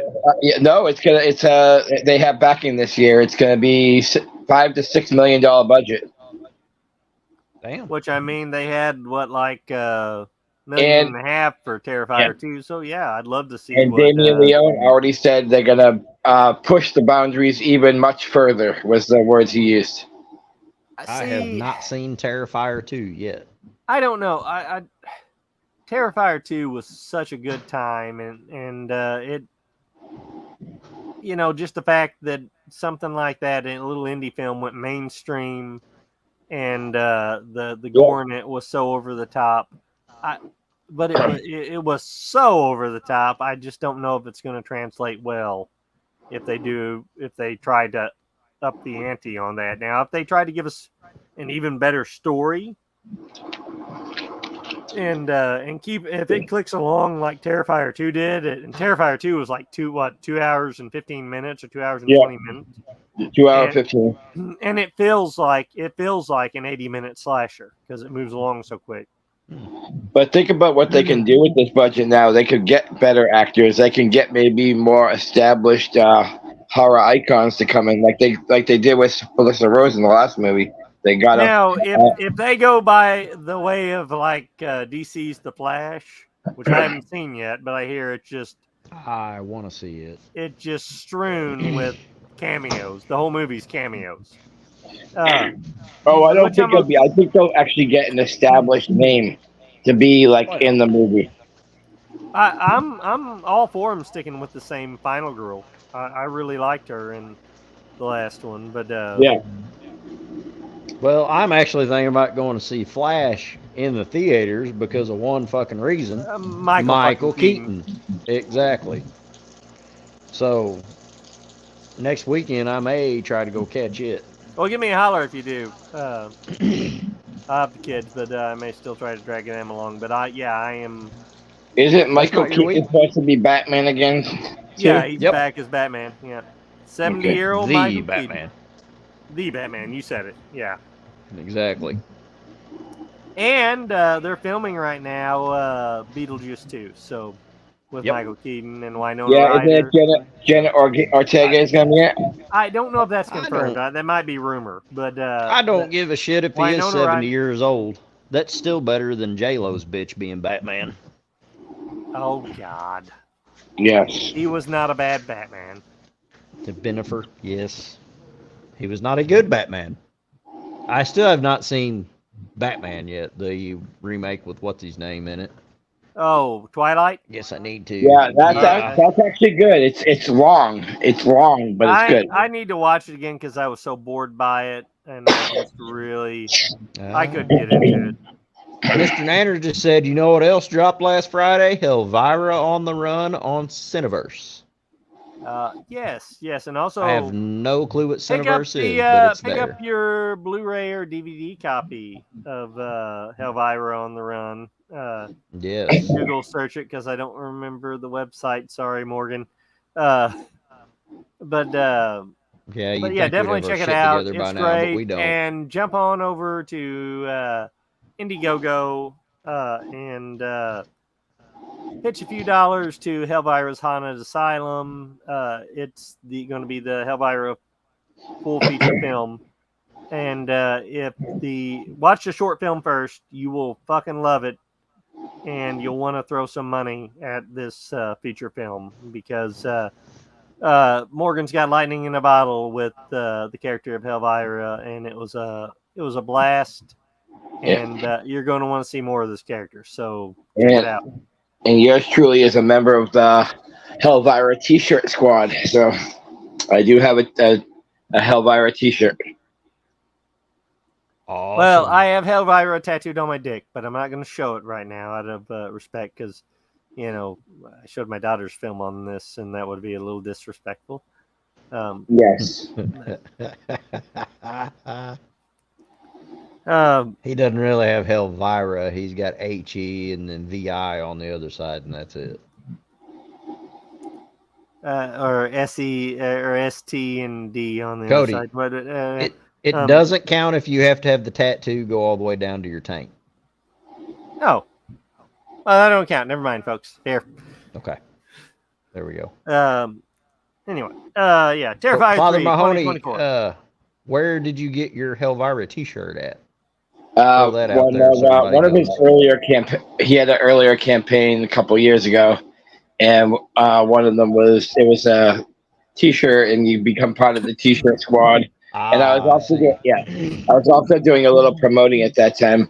I don't do much promoting anymore, but I still always will back Mr. Wellborn. Awesome. This October, we have the new film Caddyshack. That's right, Caddyshack, not Caddyshack. It's basically, from what I understand, a horror spoof on Caddyshack with a killer gopher. Oh, I was about to say, is it a zombie gopher? Maybe, I don't know, maybe, but it's a killer gopher. So, you know, why not? I'm interested in this one. Yeah, why not? It hasn't been done before, I don't think. It'd be great if they could get Chevy Chase to get decapitated on it. Probably not, but that'd be awesome. Yeah, I heard he's a dick at conventions. I heard he's a dick the same thing all also. the time. Well, yep. And Amazon Prime's Twisted Metal series just dropped their first clip with for the series with Anthony Mackie, the new Captain America, and Sweet Tooth, who's familiar with the Twisted Metal series. Sweet Tooth is played, not voiced, but played by Samoa Joe. Samoa Joe, which was a fucking awesome wrestler. He still wrestles.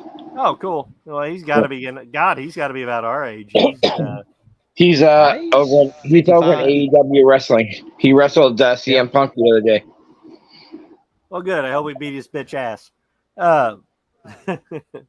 But yeah, Twisted Metal is the series. I'm just glad to see any new content in Twisted Metal. I'd rather them put out a fucking game, because we used to fucking love those games. Oh yeah. Back in the day, we'd spend hours and hours on those. Yeah, between that and the wrestling, we'd go back and forth. Yeah. But you'd think that'd be more appealing, car combat games like that, but no. No, with the newer generation, my son hates racing games or anything to do with that. I don't know what it is, but yeah, they don't. Hell, a lot of them don't even give a shit about driving. It's weird. Well, that's the political narrative right now. You know, they don't want kids to drive. They want them to stay home. True. Brainwashing them right underneath our damn eyes. America. But yeah, that's about all I got for the news. Only other thing I wanted to throw in was a little in memoriam segment to the late great Treat Williams, who was really in too many great films to mention. Terribly underrated character actor. Oh yeah, I love Dead Heat. Deep Rising too. Yeah. Oh yeah. Substitute. Dude, yeah. I mean, he was in so much stuff. Oh yeah. And really a great guy too. I mean, not hardly anybody's got anything bad to say about him. Other than he was a bit of a liberal. But other than that, he was a pretty good guy. Well, that being said, it's just like bitching about somebody being a Democrat now. Oh yeah. You're talking. You got to be thinking. It's like saying Democrat now and Democrat Kennedy Democrat. Exactly. Back in the day, two entirely different things. Yep. Treat Williams was an older gentleman. He was 71 and died in a motorcycle accident. Fucking right, man. Yeah.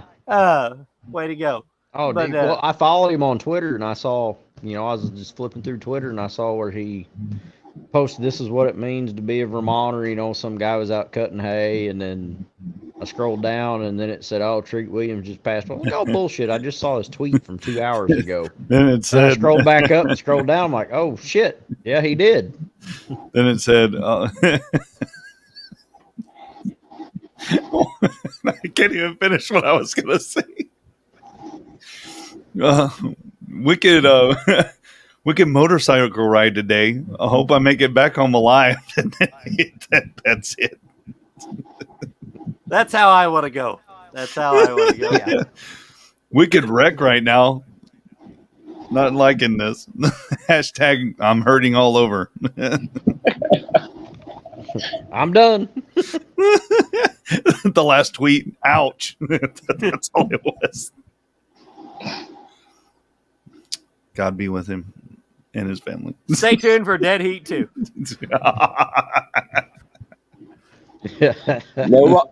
Coming soon. No longer the substitute. Weekend at Treat's house. I think we got a better chance of him coming in doing another Reanimator movie than we do Dead Heat. That's true.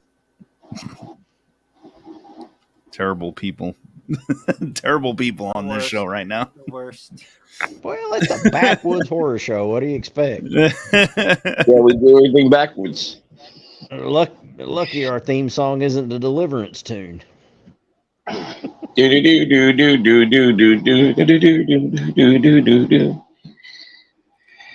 speaking of which, Poe, do you have that clip of the credit song of Zombeavers to play? No, that's the one I didn't get.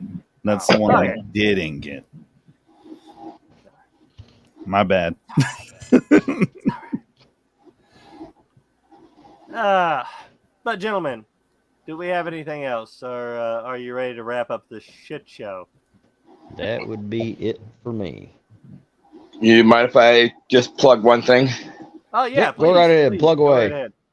So Thursday is going to be the next Father Mahoney's House of Horrors. My guest will be Troy Welke. And always good to hear from Troy. Yeah, and we're going to be covering a couple things. We're going to be covering the 1974 Texas Chainsaw Massacre. We're going to be covering a 1986 horror metal Trick or Treat. Long live Sammy Kerr. And we're going to have a small tribute to the late great Iron Sheik. Cool. So, yeah. So, I grew up on the Iron Sheik. You know, I was 13 years old when I first saw. This is like a free WrestleMania. I saw the Iron Sheik and Nikolai Volkov, and I will never forget when I see Iron Sheik out on the microphone, and he's just like, "Russia #1, Iran #1, USA, ha, bah!" And I was so traumatized that a guy was spitting on America. But you know, he was a really good guy. He did donate to a lot of charities. I did find that out. Howard Stern loved him on the Howard Stern show, and he was one of the few wrestlers that did come out and speak against the whole Chris Benoit thing. You know, he was talking about how it was the roid rage, and he goes he even admitted, he goes, I've been on steroids a lot of my career, and I didn't ever go kill my family for it. You know, so. If you ever come across that interview, watch it. It's with him, New Jack, and the Honky Tonk Man, and they go all in on the whole Chris Benoit thing. So I'll actually try to find that clip of the show too. So. And if anybody hasn't checked out the 2 back-to-back latest episodes of Grandpa's Playlist over on Spotify, definitely check that out. He did a George Harrison album. I don't remember what the name of it was, but then he did Pac-Man Fever. Did that album. Buckner and Garcia. Buckner and Garcia. Trav, you familiar with that one? No. I got Pac-Man Fever. Pac-Man Fever. I mean, that was a big hit back in the day. I remember that came out like in 81, 82. 83. 83. But every song on it's based. Every song on it was wrote about a different Atari game. That's cool. Pac-Man Fever, Defender, Frogger. But it's really catchy, and I'd heard Pac-Man Fever before, but I had never heard the rest of the album. I didn't even know there was the rest of the album. I didn't know it wasn't just a one-off thing, but it was a lot of fun. So definitely everybody check that out. And I don't know what Grandpa's doing next, but stay tuned because I'm sure he'll. I got one more thing before we go. Go. Go ahead. For anyone that wants a shout out, a happy birthday, a happy graduation, yours truly is now on Cameo. So for $9, you can get a Father Mahoney message sent to you. So look that up on Cameo, Rob Mahoney. Check it out. So that's all I got. All right. Well, I don't have anything else. We'll try to keep our regular schedule back up now since the games are starting to wind down, y'all. And we will see everybody in 2 weeks and invite everybody back into the backwoods. And don't forget to get your vaccination for Muskie Madness. Oh, I was just fixing to flip you off until you finish that. Never mind. Or for not getting Zombeaver. Yeah, fuck that. We like infections in the backwoods. Fuck y'all.